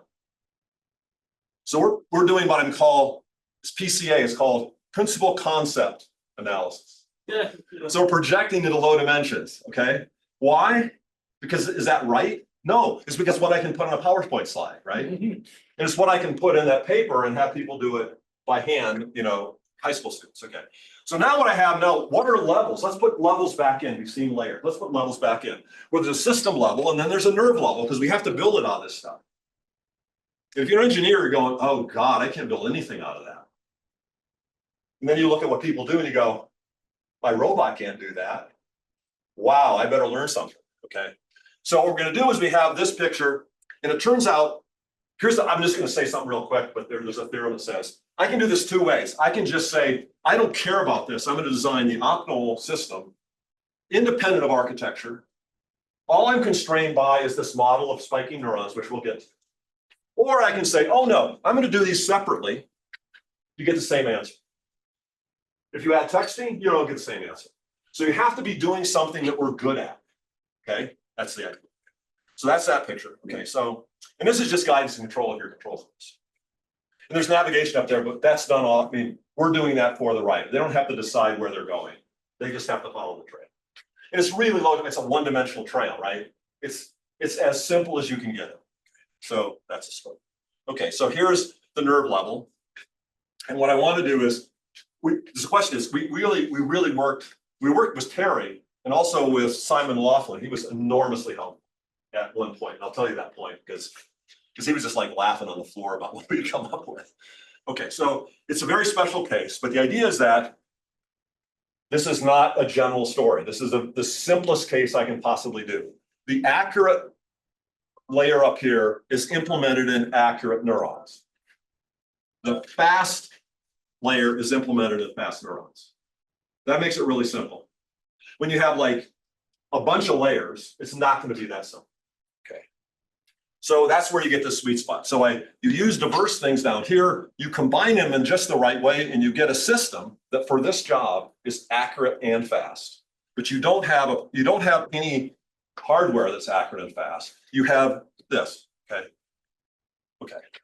So this is, we call it diversity enabled sweet spot. Okay. So the reason, and my wife came up with this thing, like she's way smarter than me. And so all this stuff in architecture, I've always worked on with her. So she's an MD, PhD, and anyway, the point of architecture is to create this. And it's diversity enabled because diversity by itself doesn't create the sweet spot. It's architecture that creates a sweet spot. But diversity is the substrate on which that works. Okay, so you're creating functionality no component low can achieve. Okay, and of course we can keep doing this down to molecules, and it's just layers and levels and this all the way down. Okay, so that's levels. So every layer and level has its own laws. So here's one of the problems. This is the place where people freak out, which I'm saying, okay, we got a law down here, but there's a law up here as well, and it derives from the law down here. And this law is every bit as rigid as this one is if you're building this stuff out of this hardware. So I'll try to give you a feel for that. But can you please explain at least that's R equals lambda? Yeah, that's what I'm gonna do. Okay. So where does that come from? And only architecture done right can create the sweet spot. So if you just put this in a sand pile and drip it on, it's not gonna produce anything. Okay. Okay, so it's high school math, and what you do, I'm putting in the middle burner what this is. We'll talk a lot about this. Okay. Here's the idea is that if you say this is the model of your spiking neurons, and then you ask, if I have to build it out of this, what is the optimal thing to build? Wait, you should explain what R and T are though. I will. I'm gonna. No, we're gonna. Okay, you're going into it. In gore, yeah, more detail than you want. Okay. I'll go. Okay. So if you accept this, which I'm going to defer for a moment, then you can analytically compute what the optimal controllers are. And then again, it fits the data like perfect. So these are laws at the nerve level. These are, and you might call them emergent. I just call them provable by this. Okay. So let me just say a little bit about it. And so this is the simplest model possible. So how do we think about this? So what we're thinking about these nerves as you know what these things are. Okay. So what happens is, for the same size nerve, for the same size nerve, you can either have a lot of small axons or a few big ones. And if you want to be accurate, which is minus log R, which is R's bandwidth, then you'd want to be here. If you want to be fast, you want to be here, right? But you can't build that without a bigger neuron or bigger nerve, okay? So I have a fixed size nerve. These are logs. This is a fixed size nerve. I can either do this or something in between, but I can't build that, and that's what I want to build. So I have to have an architecture that makes up for my hardware limits. And in electronics, this is like over here somewhere because it's so fast, right? So bandwidth, you don't have these kind of, you do still have this trade-off. So when you're designing internet architectures, you have to worry about this for fiber optics, right? Okay. Yeah, basically, just let me understand one equation here. Yeah. I know you don't like to explain the equation. I will. Yeah. Go back to that previous slide. Yeah. So the bandwidth, the log of the bandwidth is equal to something proportional to area of the nerve times T. What's T? T is a delay. So T is a delay, and then R is the bandwidth. We're going to spend a little more time on that. Actually, this is for the nerves, people back on neuroscience. The squid giant axon, it's a millimeter diameter. It's super fast, so the reflex is very fast, but only carries a few bits, right? But if you look at the olfactory nerve is unmyelinated, and it's very small, a tenth of a micron, and you can get thousands of millions, and 100 million 100 million. Yeah, I'm gonna show that in a second. 100 million, and it carries a huge bandwidth and they're extremely slow. And there's everything in between that we see along. the Yeah, line. so we're gonna look at that. So we're gonna look at the cranial nerves just as to remind you what it. So here's all these cranial nerves, and they're the ones we care about and we're gonna talk about are all about the same diameter. Okay, they're roughly the same diameter, and you can sort of optic, vestibular, olfactory, they're all about the same diameter. Okay, so what does this look like? Okay, so what I'm plotting here is I'm plotting the average axon diameter here. Okay, so this is small. It's going small to large, a little confusing. And then a number of axons per nerve. So this is, so olfaction has a lot of axons, but they're really small. The sciatic nerve is way off the curve. But then auditory and vestibular are down here, and they have very few axons. But they're big. Okay, and then optic sits in the middle. But notice there's 2 orders of magnitude just within the cranial nerves. This is enormous diversity, orders of magnitude. Okay, so then how do we turn that into a model? Well, you go. So we had a model. I'm not going to try to explain it. So I went and showed it to Simon Laughlin, and he was literally laughing at us. And he goes, no, if this is what you care about, this is what it is. And he then explained exactly what these, but it's basically area. So you can change this with area, but the bandwidth is proportional to delay. You can have big bandwidth, big delay, low bandwidth, low delay. Okay? Yeah. You're confusing, at least me a little bit, Okay. because you're interchanging axons and nerves. No, sorry. Nerves are made up of axons. Yes. That's a level. Okay. Right. So this would be a nerve, and these would be axons. Yeah. Does that make sense? Times you've referred to the size of a nerve. Oh, no, but the size of this nerve, those are all the same. So this nerve is all the same sizes, but the axons are very different sizes. You know, it's actually more diverse because typical large like sciatic nerve, which is a huge, big nerve, but it has a lot of different diameters in it. Yeah, there's diversity within. There's diversity within the nerve. But the diversity within these nerves is small compared to the diversity between them, but Terry's exactly right. Okay, so also Peter Sterling, another one of my heroes. So what does it mean when you have a name in parentheses? He's dead. Well, Yeah, he's not. Oh no, sorry, this came. Question. Okay, no.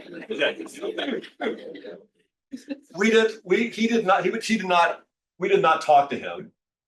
But the work that I'm quoting is work with Laughlin. So they did it together. But Laughlin was the guy who told us about it. But he's in big letters because he's like my hero of all heroes, like next to Terry. Like he's like a saint, and he's so smart, and all this stuff about allostasis, he all came up with that. It's fabulous. Okay, anyway. So how do engineers treat this? Well, there's 2 worlds. There's Shannon's world, who says, I don't give about time, give me, time goes to infinity, and all I'm going to worry about is bandwidth. Okay. And then Turing goes, I'm going to assume I got an infinite tape, memory's cheap. All I'm going to worry about is half-fast things. Okay, we got to put these 2 together, right? Well, Bodhi kind of does that.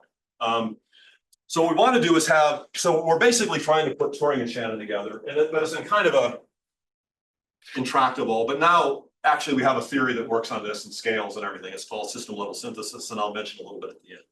So we actually solved this problem using that, and then we said, can we simplify, can we simplify, can we simplify to the point where we don't need the theory? I'm not going to talk about that. But here's the idea. Here's the nerve speed accuracy trade-off. It says if we have equal area, then this speed accuracy trade-off looks like this, and that's not my idea, that's Simon's. Okay, so what happened? The conduction velocity is the same. What? The conduction velocity is the same, right? No.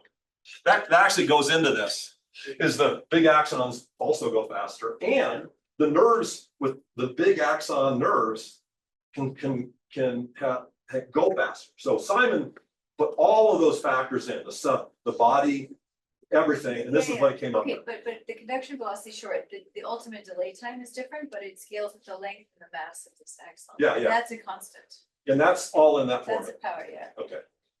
So I've told you all I know. Go No, back no, one, I'm just- go back one slide. I want to say send a picture to Peter. Yeah. That's it. Go back one slide. It's like 5 slides.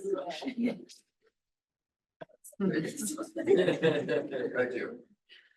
He's like, Yeah. oh shit, okay. Okay, the data fits the theory, okay, so. But there's no structure in here. We're just saying there's this hard limit on what the nerves can do, okay? And that's plausible. We don't have it in engineering except on very large scales like the whole internet. But there's no internal, we're not saying how this is implemented. We're just saying this is the optimal thing. And then we go and check, can people do it? Yeah, they can do it, okay? And if we had texting, they can. So we're really good at this. So we're looking at people at the limits of what humans are capable. And so that's predictive. And you can't predict, this theory doesn't work if you pose a task that humans haven't evolved to do. Okay, so this assumes that this has been optimized over a long period of time. So we got this. These are actual experiments, right? Oh yeah, we got tons of experiments. And actually, you can download everything. And people here, we did these experiments here. Lots of people played with it. And a high school kid actually did all the experiments and got all the stuff running. So actually, we did that here. Okay, so one of the problems is this lower layer doesn't look like this. It looks like this. And so this has delays and limitations everywhere. And control theory couldn't deal with that, but now we can. So this is more like what it looks, and I'm not going to say much about this because that's the new theory, and it's like the best thing I've worked on in 50 years. So the challenge was, if we inside our controllers, we had sparsity and delay in our computers, and they were slow compared to the systems we're doing. So we're flying an airplane, speed of sound, we have speed of light electronics. But in electronics or speed of sound, it's a nightmare. And the question is, what can you do? And we now know what the optimal thing to do is. Sometimes it's still a nightmare. The best thing you can do is don't fly the plane. But in this case, everything's speed of sound, right? Speed of sound, right? So it's really hard. So we had to have this new theory, and now we have it. Okay, so I'm not going to say a lot about that, but that's just. So I want to talk about this. Okay. So this is, you know, you have all these internal feedbacks. We've been talking about this, right? A lot about this. So the question is, and this is, you know, predictive coding, free energy principle, active inference, all that kind of stuff, okay? It's all fine, it's just incomplete. So I want to try to explain, and I also want to explain something that just from a theoretician supports what he talked about this morning. So what we did is we said, okay, let's do the off-the-shelf predictive coding, free energy principle, blah, blah, blah, stochastic optimal control. It looks like this. And all we're going to do is add some delays in a place that's convenient. So think of this as visual cortex. You're doing sensing, you got some delays, and then you get into the actionable part, okay? Really bad model. But it's the only model we can do that doesn't use the new math. So if we're willing to use the new math, we can do all of it, but we're trying to, again, this isn't PNAS, right? Nobody's ever read for BS would be able to read the paper if we did it with the real math. So we're doing it with this math. So I want to tell you a little bit about this. So you've all seen these before. So, okay, so here's the assumptions. So this is the LQG, my old friend. And this is basically Bayes and Kalman. So you assume it's stochastic. You could call it free energy. You're risk neutral. So you're not worried about tail events. You're worried about variance. You assume everything is fast and accurate. This is all counterfactual, clearly. You believe everything's centralized. This is a centralized controller. You have an internal model. That's the internal model. And the only thing that's sparse is your sensing and actuation. Okay. So I can see this whole room, but if I want to actually move something, I got to go over there and move it. So my actuation is really sparse. My sensing is somewhat sparse. I can't see everything at once. Okay. Sorry, can you define centralized? What? Can you define centralized? Oh, it just means that there's one box that does all the computing. Okay. Obviously counterfactual. That's not what I gave an example of a layered structure where the spinal cord was doing fast and accurate stuff, and then the visual system, which is slow, yeah, gave you the accurate control, and the two together Yeah, but that was a decentralized problem. That You was had two decentralized. boxes. This says we got basically one box. And these wires are infinitely fast. So none of the speed accuracy shit, right? Sure. Right? Like, where do you come with that crap? Right? I get told that all the time. Okay, so what can you say here? And Friston gets this right. What you're doing here is you're predicting the consequences of your own action. That's a lot of what you're doing. Because between the time something hits the retina and you can act on it, 200 milliseconds have gone by and it's stale. But you know what you've done in the meantime and you can correct it. Okay. And you don't correct by canceling. Okay. But anyway, let's look at this a little more. So this is what you talked about before. So what comes right out of this part of the system is a signal that is exactly the control action we would like to take if we had no other constraints on the system. So I sense the world. This is a counterfactual story, by the way. I'm just saying this is what Friston says, and he's half right. This is right. And then we got to fix it. Well, it's half right. Okay. But here's the idea is right out of the sensing processing, you get a signal, and that signal is the perfect thing you would do if there was no other constraints on the system, which is, of course, everything else. But that's important.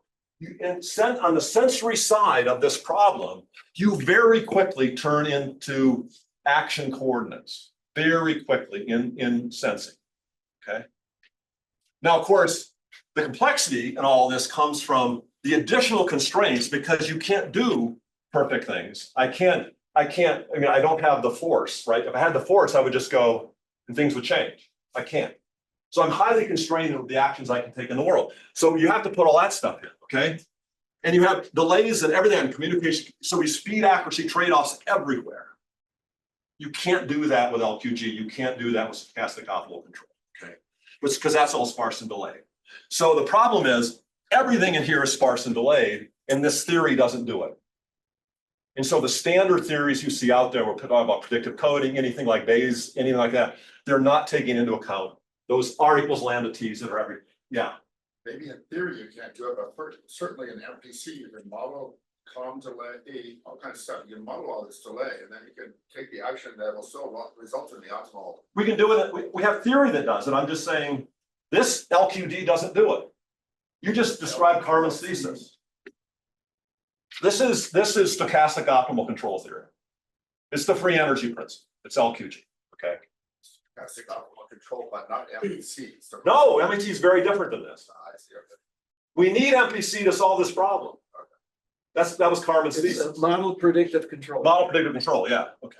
Okay. So, but this signal in this setting is counterfictional brain. But this is the model almost everybody in neuroscience who does control uses. Okay. That signal is still the optimal unconstrained action, and all the feedbacks are necessary to compensate for delays. So I've stuck this in. If you have sensor delays, then you must have this feedback. If you don't have this, the whole system is unstable. What is the form of that feedback? When you write this box L2, what is the form of that feedback? What does that mean? It means we have a bunch of delays, and that signal is fed back into any one of those delays. Sorry, this is kind of standard notation, but you're not used to it.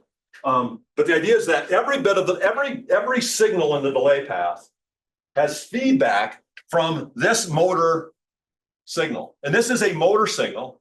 It's not this motor signal. It's what you would ideally do if you didn't have to deal with the actuators. What you do is, and this is kind of a miracle that you can do this, and the reason is it's a contrived story. But you do have to have this feedback. You have to have this feedback if you have delays. If you don't have delays, you don't need any of this feedback. Okay. Okay. So you're putting the consequence of your own action. Okay. So this is all the stuff that Bayes does. This is how the brain works. You have stochastics, but most organisms live in an environment where they have friends and foes, and their problems are their predators and their prey, not random noise, right? It's just not that random compared to what your enemies and your friends do. Okay. Norm-bounded error is not free energy. Risk sensitive. You care about the tail events. You care about the rare events. So when it used to be, when Boeing built an airplane, they would care about the tail events that would cause crashes. Now they just, if they land on average, that's okay. Because they're run by a bunch of MBAs, and they just look at these spreadsheets and they look at averages and stuff like that, and so they crash airplanes. Okay. This says that these guys say the hardware's fast and accurate. We're saying it's slow and accurate, and there's these speed accuracy trade-offs in the hardware. This is centralized, this is localized, distributed, it's delayed. And the biggest deal in the last couple of years was being able to put this all into MPC. That was huge. That won the best thesis prize in all of Caltech, to put this all into MPC. Everything is localized, distributed, delay. You have an internal model, like over here, but you're mostly modeling what your friends and your enemies are doing in the world. That's what you have to devote a lot of attention to. And by the way, the theory doesn't handle this. The combination here is hard. We have just friends or just foes, we're good. But when you have friends or foes and people you don't know, you have a whole nother layer of control, which is how do I assess whether someone's a friend or a foe? That's not yet in our theory. So, but this dominated control theory in the 70s. Same story, completely dominated it. And this was modern control. And the idea was, oh, this stuff is robust, right? And we had a little discussion at lunch, so I decided I would show you guys. Anyway, so this is like, the Potemkin village, right? And this worked for a long time. And we thought maybe in 1989 it was over. Can you explain that village? You don't know Potemkin? No. Look, yeah, no, sorry. We just look at the picture. You build a whole village. And you say, wow, look at all the prosperity. We have all these buildings and all this village and stuff, but there isn't anything. There's nothing behind the front. There's nothing behind the front. So modern control was like that, okay? This is in 1978, okay? So this is my first paper. Guaranteed margins for LQG regulators. There are none. Shortest abstract in IEEE history. My first abstract was no. And they said it had to be, it couldn't be one word. And then I said, how about this? And they go, we can't print that word. And then they said, can you make it a sentence? And I go, okay, I can make it a sentence. And that's how we ended up. But the idea is that this was just wrong, okay? That whole story was wrong. It's just not arbitrarily fragile, and you can get out of this, okay? So I actually did this work when I was an undergrad at MIT, and the guys I was going after were my professors at MIT. So that was a war. I won that war. But I won the war because I had the right team. Okay, so, but then I had followed on. So this was the next paper. And the point was, in 1978, this was the state of the art, okay? This took out that one, and that took out the rest. So at the end of 1978, these were dead. And there was nowhere in the US that I could do a PhD in control theory because I just killed everything. So I did a PhD in pure math. Again, great luck, okay? So this actually worked out really well for me. And by the way, just to put it on the stack, one of the reasons I got away with this because I'm a big, loud white boy, and I had a very lucrative consulting business, and I didn't care what the academics thought. How many people get that situation? That's luck. That is luck. And I'm going to take it, but I'd like to change the system. Okay. So what about delays in the blue signal? That's the big breakthrough. So when you talk about MPC, MPC always assumed everything is fast. But if you have a team all running MPC, how do you coordinate them over slow hardware? And that's what Carmen did. And that's like that's the biggest breakthrough in MPC in a decade. So anyway, let me see how I'm doing on this. I'm going to skip this. This is all the current theory. Okay, so, and this is just, everything is sparse and delayed everywhere, right? Especially everything in biology. Okay, so we need a theory that does this and not this. This is what we had. And if this is all speed of light, you're fine. But this is all speed of sound or slower, you can't do that. Okay. Okay, I'm not going to talk about this. Oh, cancer. So my passion now is cancer. And so same layered architecture, speed accuracy trade-offs. And if you want to intervene, you got to understand where the operating system is and where you have leverage. So we have some really cool ideas. So we want to cure intractable cancer. So like end-stage metastatic breast cancer is what my colleague is working on. What we've already done, which is cool, is we take this theory and go, let's just try to demo this on a simple problem. So there's all these animals that do not get cancer. Every experiment, every carcinogen, you can kill them, but you can't get them to get cancer.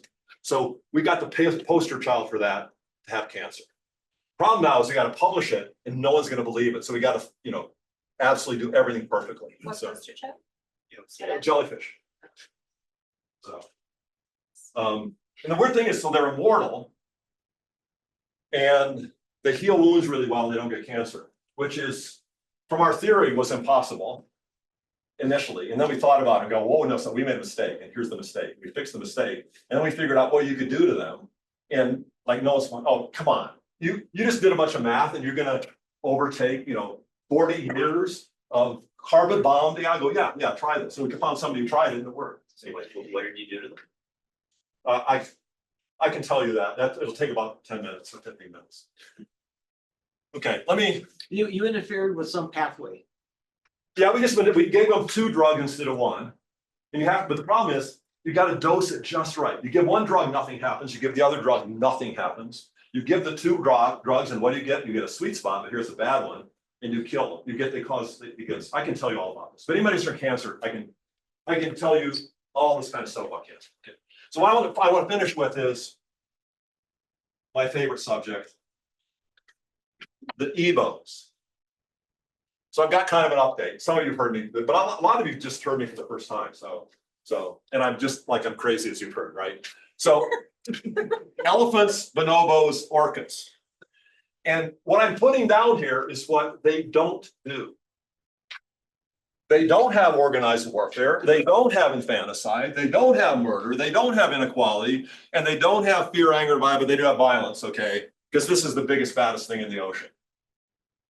So a lot of violence, but not with each other, okay?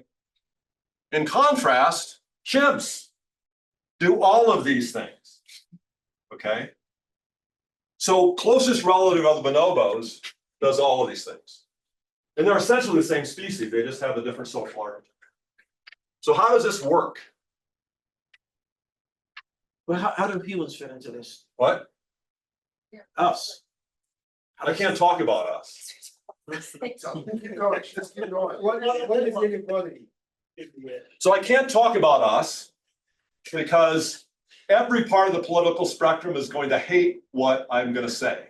So what happens is I talk about humans, all the people on the left leave the room, pissed off, full of shit, right? They're angry. And then I'm left with a bunch of right-wing guys with guns and they go, that looks cool. And then I show them the next slide and they pull out their guns and shoot. So I'm not going to say anything about humans, but humans do all of these things. We really like to do all these things, right? So if an alien landed and it was just some big AI that just did a bunch of statistics on the planet, this is what they would say humans do, right? What do humans do? There's men going around killing women and their babies, right? Okay. But I can't talk about that. So is there hope? Okay, so no humans. Okay. So how does this work? Okay, so Then Nature just put out a piece that said neuroscientists should study religion more, so maybe you have hope. remember the phage? Yeah. You remember the phage? Yeah. Religion's our phage, okay? Okay. So they're intelligent, they're long-lived, and they're very social. But they are otherwise completely different. They are as far apart of the mammal tree as you can get.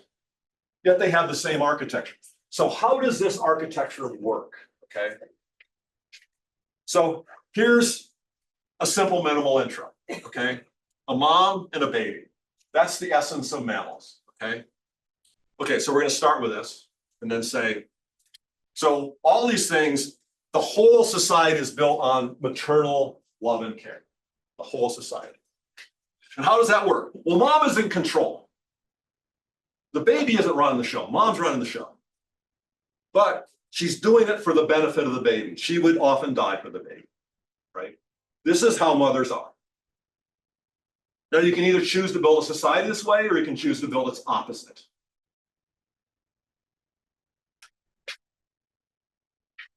The rulers still control, but they take all the resources. Exactly the opposite.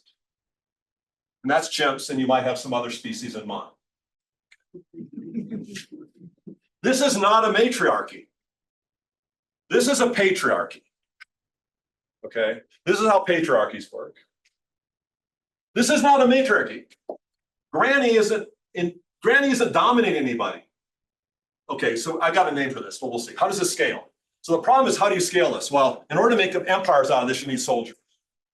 Now we spend the whole time talking about how this actually works.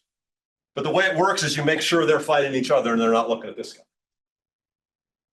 How does this work? We get the granny up here.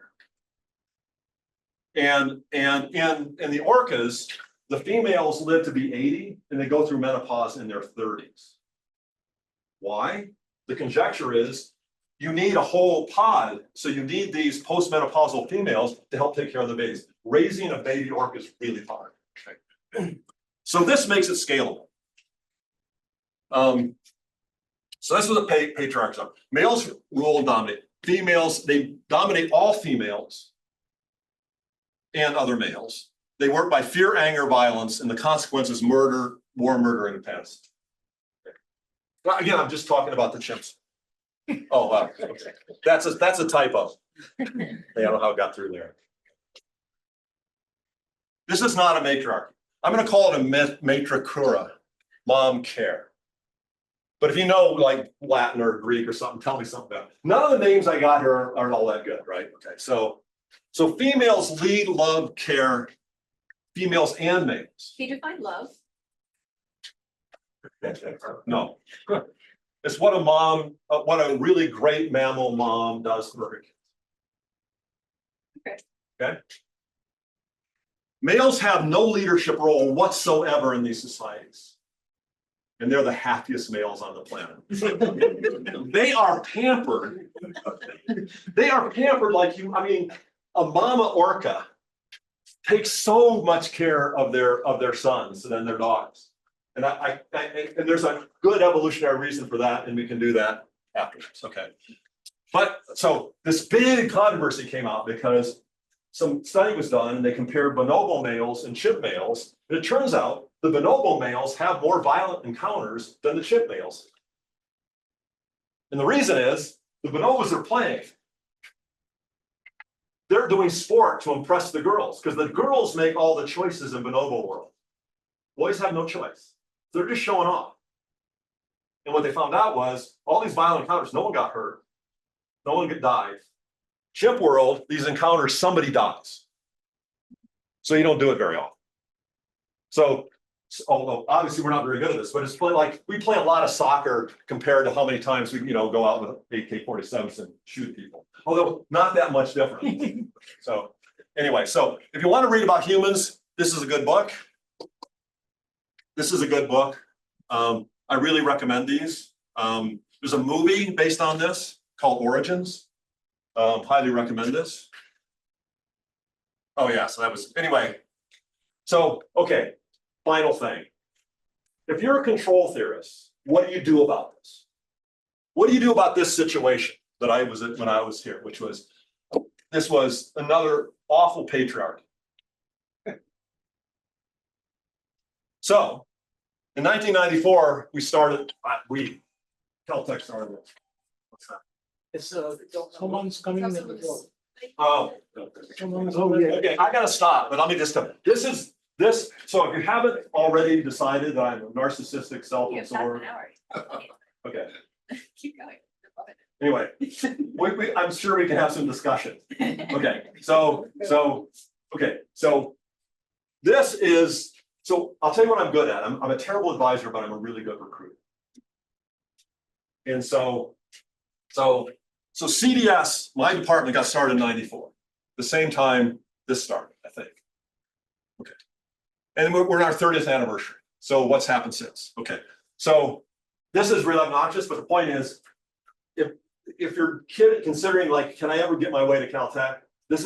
I'm recruiting right now. Okay. So the IEEE Roberti Prize is the big prize under 40 in the field. Okay. 5 of the 6 latest are alums, and the only 2 women. So think about it, this is 2 people at Caltech versus, I don't know, 40 at MIT.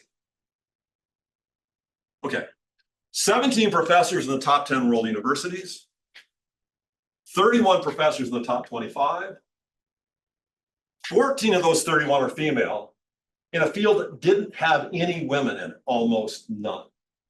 Okay. And 8 of the last 11 were women. So come to Caltech. But this is what a control theorist does when faced with this situation. It's like you're getting on the freeway. You don't just gently go on the freeway, you stomp on the accelerator. And then when everything's, and also notice, I'm not looking for equality here. I'm not looking for social justice. We don't have time for social justice. We've fucked everything up so much, we got to just do the right thing, right? And so what does this suggest we should do? I don't know, use your imagination, right? Anyway, that was a rant, I apologize.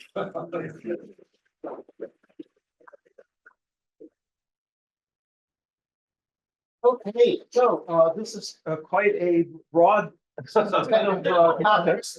Well, both the R equals lambda t. Yeah. Okay, anybody with a question? Okay, well, let me start. Okay. How did you get interested in bonobos? Okay, so I've always been interested in it. So, so during this late 70s, I decided, you know, how we're going to change this thing. So I was very into sort of radical feminism. I was in a think tank at USC run by Benny Friedan. I was the only guy there. And they used to just rip me, and it was so much fun. You know, because I was definitely the privileged white boy walking in, thinking I knew everything. And they were, but I also got really pampered. So it was really good. But the idea was, what she was trying to do was trying to bring together academic theorists in feminism with sort of the activists who were, you know, were trying to get themselves elected to like the state senate and stuff. So that was really, and then I was thinking about, well, like, is there anything I can do about my awful field, right? And so that's when this started. So then what do you do? We want to understand something. We go and look for animal models. We want to understand cancer. We're going to look at these jellyfish that don't get cancer, right? We want to understand why they don't get cancer, because first of all, we want to mimic it, but then to deeply understand it, can we give them cancer? And that shows us when we do that we understand it, okay? And so just the bonobos just jumped out, as did the orcas, as did the elephants, as these really amazing societies, okay? So again, you want to find an animal model that suggests what you might be able to do, right? And then you have the chimps, right? And the thing what I like about this set is that the chimps and the bonobos are basically the same organism with different architecture.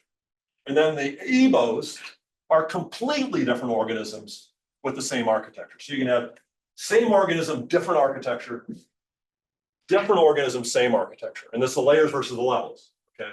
And so I just got fascinated with that. And so this has been a hobby that I've been working on. Okay, so is there any hope for us? I mean, you've had success at Caltech. Can we have success maybe else?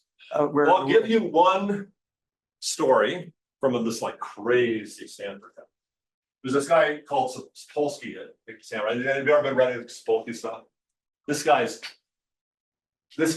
completely nuts. He's a neuroscientist who does field work. This guy is, I mean, so he's wacko like I'm wacko. Pictures are online. Okay. Anyway, I really like this guy. Anyway, so he studied baboons, and baboons are like, they make chimps look like pussycats. I mean, they are nasty. I mean, they're not as strong as chimps, but they're really, really nasty. So I won't give you the whole story, but just by accident, the top half of the male hierarchy got killed by a virus. And so what happened was, it turned out these baboon males do nothing but fight among each other. They don't do anything else. And so what happened was the females were already running this sort of bonobo style society, and just trying to stay away from the males. So when the top half of the male hierarchy died, the females took over. They didn't dominate. They cared. And there's all these lower ranking males, and they're going, do we reestablish the hierarchy? And they're going like, let's not do that. This is awesome. Right? And so this persisted. And so what happens is, in chimps and bonobos, the females turn over. So these bonobo females are unrelated, and the males are all related. So all those boys fighting among each other for the attention of the females, they're all related, but the females aren't. But anyway, so baboons are the opposite. So, you know, an adolescent baboon, he knows what his job is. He just, you know, he's been in the troop, he spent his whole life fighting. He comes in and he goes, okay, I got to start working my way up the hierarchy. Like, where's the hierarchy? No hierarchy. He's going, oh, I like this. Okay. So even after they turned over, the architecture didn't change. The baboons persisted in this Ebo-like architecture. And then the best part of the story was an alpha got deposed in another group. And so he comes over going, look at all these Nancy boys. I'll take over this troop, no problem. What do you think they did? They killed it. And then they went back to being pampered.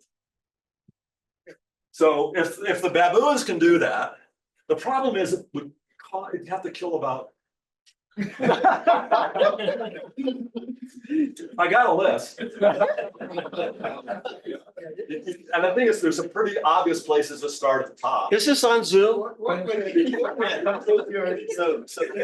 We should turn off Zoom. yeah. So John, do you think there's any evidence that human societies have the Evo architecture at some point? Yeah, so Or- read these or some guys. Specific examples? Yeah, so she certainly makes a case For what? for patriarchy hijacking what, at least in some places, was probably more Your Evo. Evo-like. But I'm asking, what were the putative Evo examples? In humans, amongst Yeah, human humans, cultures. Oh, there are some now. What are they? Well, again, I'm not very, so problem is, I have a terrible memory, and so I know where it is. But no, you're right, they're sparse, And, but there is, again, archaeology is getting better and better at coming up with examples now. And so I've always been fascinated by the Minoans. Minoans are very, very, yes, there's a whole bunch of ones like that. The problem is they're really old. And so it's, you don't know how to interpret it. So I'm more into the animal models because we can do experiments and people do experiments. But I do think there's reason to believe that there were these Matrikura style human societies. And if you read this book, it talks a lot about the history of the Mediterranean and how it was overtaken by warriors from the steppes. And so there's a lot of discussion of that in this book, but I'm just not an expert on it. What's the time period for that? That would have been less than 10,000 years on that order. So the idea was that agriculture really let you build empires. And so you could have a standing army. Whereas if you have a hunter-gatherer society, you're not gonna have a standing army and you're not gonna build a big empire. And so, but how that transition happened, and she puts together the best story I've heard. The warriors from the steppes didn't have agriculture. They were mostly, nomadic. that was right, they were pastoralists. And so it's an amazing story. I'm just not qualified to talk about it, as if I'm qualified to talk about neuroscience. But anyway, I fake it. Anyways. Okay, Yeah. Robin, are you gonna waiting? Yeah. I have a question. I mean, it seems like the way you're using architecture, you've gone from using architecture to describe things like, the brain and so forth, to describe, now you're using them to describe those societies. Yep. So can you define what you mean by architecture at that level? So I think I like the constraints that deconstrain. We're given constraints by the world that we can't, we have to conserve energy, we have to conserve matter, we can kind of conserve some combination of them. And at the temperatures life exists in, you have small moieties you can't break up. And then there's all, you just build up those things, and those things you just have to deal with. This building, the parts that you make. But I'm saying, so I think you're saying this patriarchy and superior have found different sweet spots. Yes. Architecture. Yes, that's correct. Yeah, and so what is that? Well, okay, so here's the problem is, in every instances, the trade-offs are domain specific. Okay, so the trade-offs in bacteria and the trade-offs in the internet are very different. But we use the same theory. And the same theory works. And so, so I'm saying so I'm a mathematician, so what we have is this. So you have these sets, so we do dynamical systems. Dynamical systems apply to a whole lot of stuff. Even though the domain specific are very different. Control theory applies to a lot of stuff. This applies to a whole lot of stuff. And it's the math. But you have layers and you have levels and you have laws. So there's any axis on which. One clue may be whatever you're looking at, and you want to find the architecture, look for something that has been conserved over time. That's one for eons. Yeah, is that that'll tell you what was the operating system that had to be preserved. Yeah. And then you can look up and down and see what the apps were, and then you can see what the hardware looks like. And that's how you would reverse engineer a system, that architecture. If you're forward engineering it, then you got to decide what's the operating system, what's the hardware, what are the apps. Apply to society. Okay. Okay, you're right. Okay. So what you have to decide is what's the grounding principle that you're going to build this thing. Okay. What's the trade-off you're trying to deal with? And it's the trade-off that the mammalian mother has with their baby. And there's huge trade-offs there. She has to protect her own life, but she has to protect the life of her child. And so a mother has to balance that, particularly like if you're a mother bear out in the wild, you have to do very sophisticated trade-offs to get your baby to become an adult bear. So there's a trade-off space. And for mammalian societies, and I think birds too, if you wanted to do this right, what you want to do is you want to start with that relationship as the kernel, okay? And so it's the same thing if I was going to build a new internet, I'd want to decide kind of what's the kernel, what do I want to do with the application, what the hardware I want to build, but what's the organizing principle in that domain, right? So the organizing principle of the domain in the internet is speed, accuracy, trade-offs, and delivering packets to people over long distances, whatever. But if what I want to do is I want to have a society that is healthy, kind, safe. So you might need warriors, right? You might need some warriors eventually, depending on the world you live in. Okay, so and all the social stuff is just, it's still kind of a hobby. But it seems like, okay, so once, it's a little bit like game theory here, right? Game theory is very important in all of this. I didn't talk about. So there's sort of much pure society, like surviving and the patriarchy also, but when the two meet, the patriarchy is going to destroy the other. That's correct. So like it's not.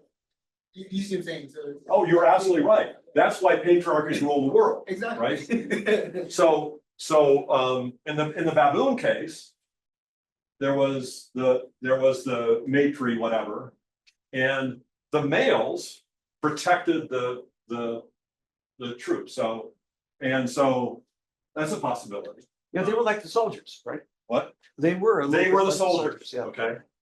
So I don't know what to do about this politically. I don't know what to do about this. If this is just, it's the same thing with cancer. So I think I have a cure for metastatic breast cancer.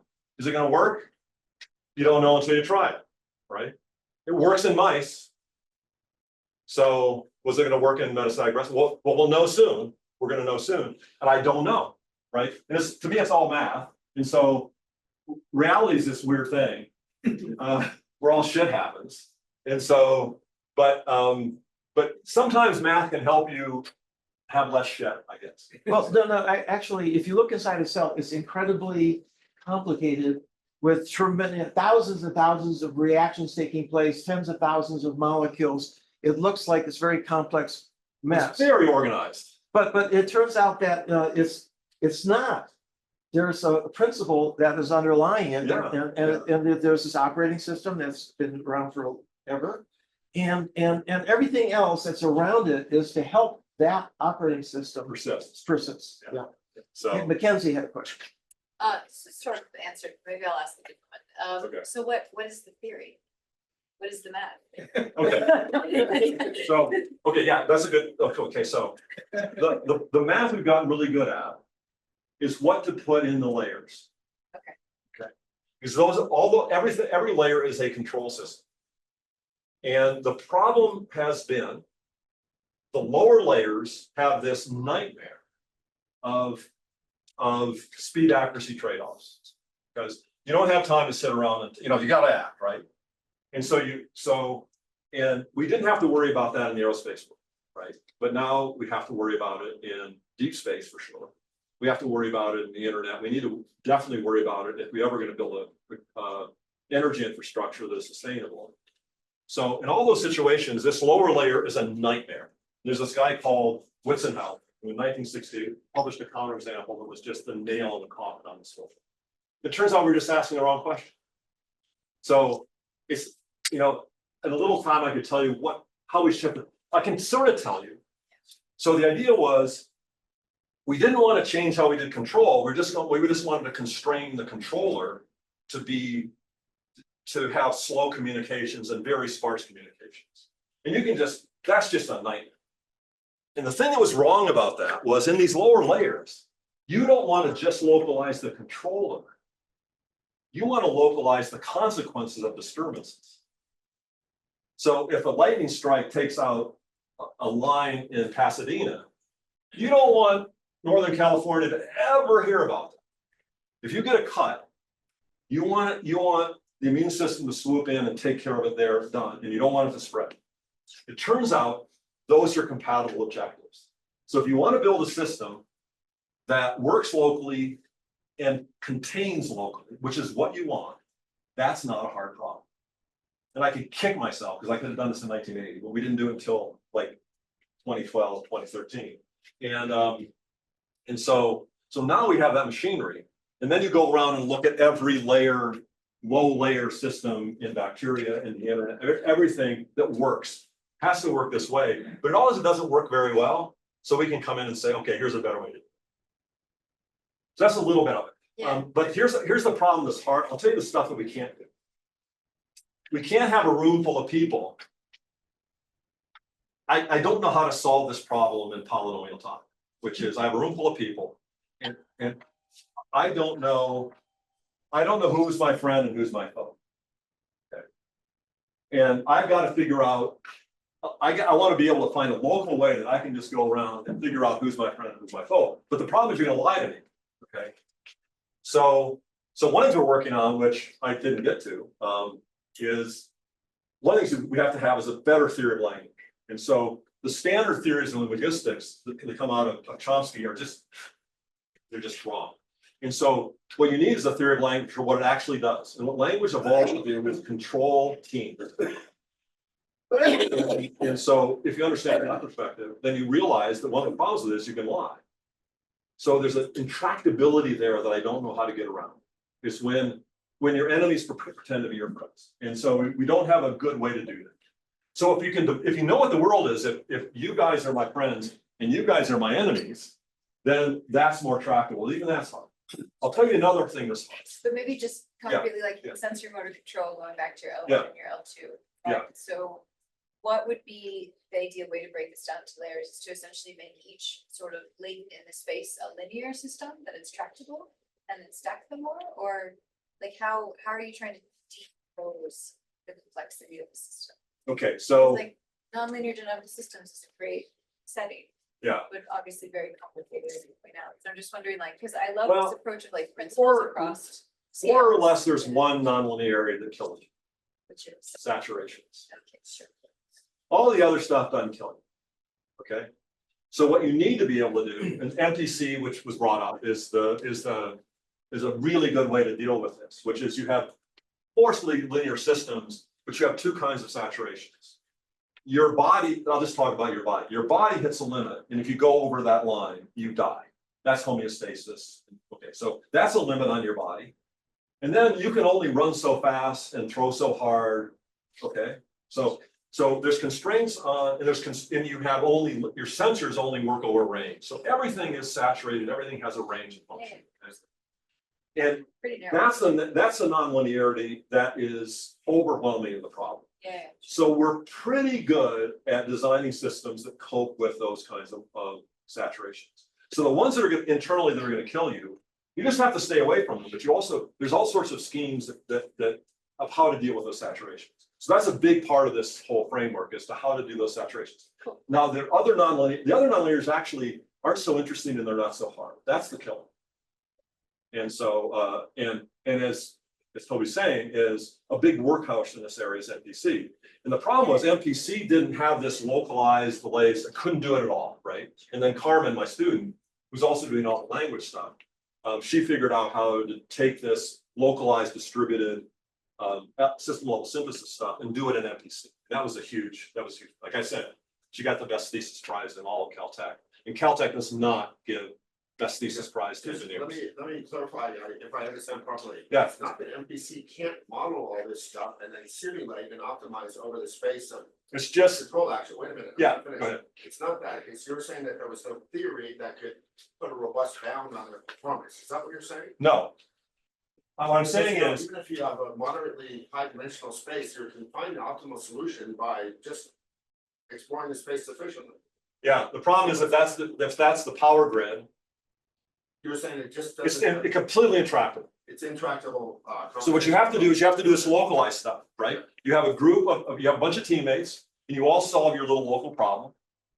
And you want it, but the problem is you want to do it with MPC, and MPC had this thing where you have to do everything globally. So the fix that Carmen came up with was how to localize MPC. So, but, okay, just the point is that you're doing localized MPC in such a way that you get global properties. You get global properties. That's the big deal. So the point is you want to be able to say, I can do MPC in Pasadena on the power grid. And I have the global property that it won't spread, provided it's not bad. So if someone nukes Pasadena, the power grid is not going to deal with that. Okay?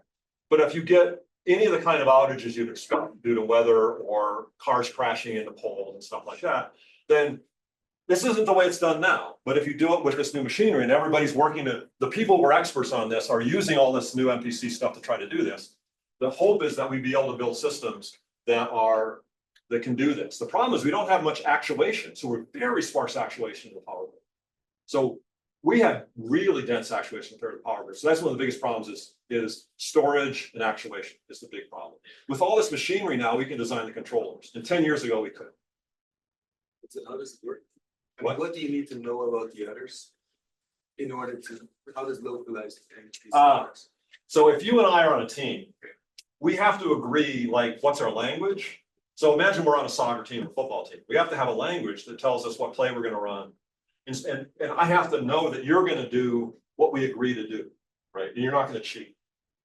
So that's what we need. And there's a whole protocol that goes through where we talk about this and we set up what our plan is, and then we run our plans. But all the time we have to talk to each other. So here's what I'm doing, here's what you're doing, okay? But I can talk to you and you can talk to her, and we don't have to talk to each other, okay? And so the idea is that, but it could be that we do that two things, that we run the crank and it can't be done. We say, oh no, I'm sorry, you got to invest in this other, or you have to put an actuator here. Like, so you could build a system and you just don't have enough actuators, right? So if I'm doing this and I want to play tennis, no, you can't do it. You got to build a new actuator, right? And so what you want a theory is to tell you systematically and in polynomial time what those trade-offs look like, right? And that's the thing that's bad now is this whole adversarial team thing, which we don't really have a clean theory. And that's because it's a mixed game team situation. If it's pure game, pure team, we're okay. But if it's this mixed situation, it's hard. And then the other thing is we're actually not as good as we like at taking this whole problem and saying, we need 5 layers. And someone else will go, I just ran the same code and I put in different hyperparameters and I get 4 layers. You go, okay, so what's the right one? And so then you have to do some more further iteration and you have the 5-layer people arguing with the 4-layer people. But fortunately, they all speak the same language, so we end up with 3. I don't know. So well, nature has already been there before us. So you just have to look and see how many layers. So you look at so you had 7. Yeah, so like, related to that, in the brain, what are like some examples of the levels and layers? Okay, so the obvious levels and layers. So the obvious levels is the ones that Terry described. You have, and you go from the whole thing down to molecules and everything. That's levels. But the layers are, you talked about the layers. So you talked about neocortex. So the brain divisions are layers at kind of the whole brain. Level. Yeah. So you go from neocortex all the way down to spine, and there's layers in between, and they kind of built up this way. But then there's a core that's preserved. So like the spine, like our spines are like, are like frogs, right? But beyond the spine, we're very different. And above the spine, we're very different. Some nice differences for frogs. Well, I mean, of course, that's a, We have some nice expanded hop streams even beyond mice. oh, well, yeah, okay, well, no, I'm just, so, at least I'm not, no, so, no, I'm just saying is that you do see these things that are conserved for a long time, Sure. relatively. And so, but within cortex you have layers, and so whenever you stack stuff, like clothing and stuff, that's what the layers are, and then you look inside and you go, oh, this is made up of stuff, that's a level. And there's layers and levels all the way down. And so what we need is theories that respect that really take that into account. Well, I think we've gotten to a point where some of us at least are saturated. I can do this a long time. Okay. If you want to stop me. Okay, but in any case, let's thank John again.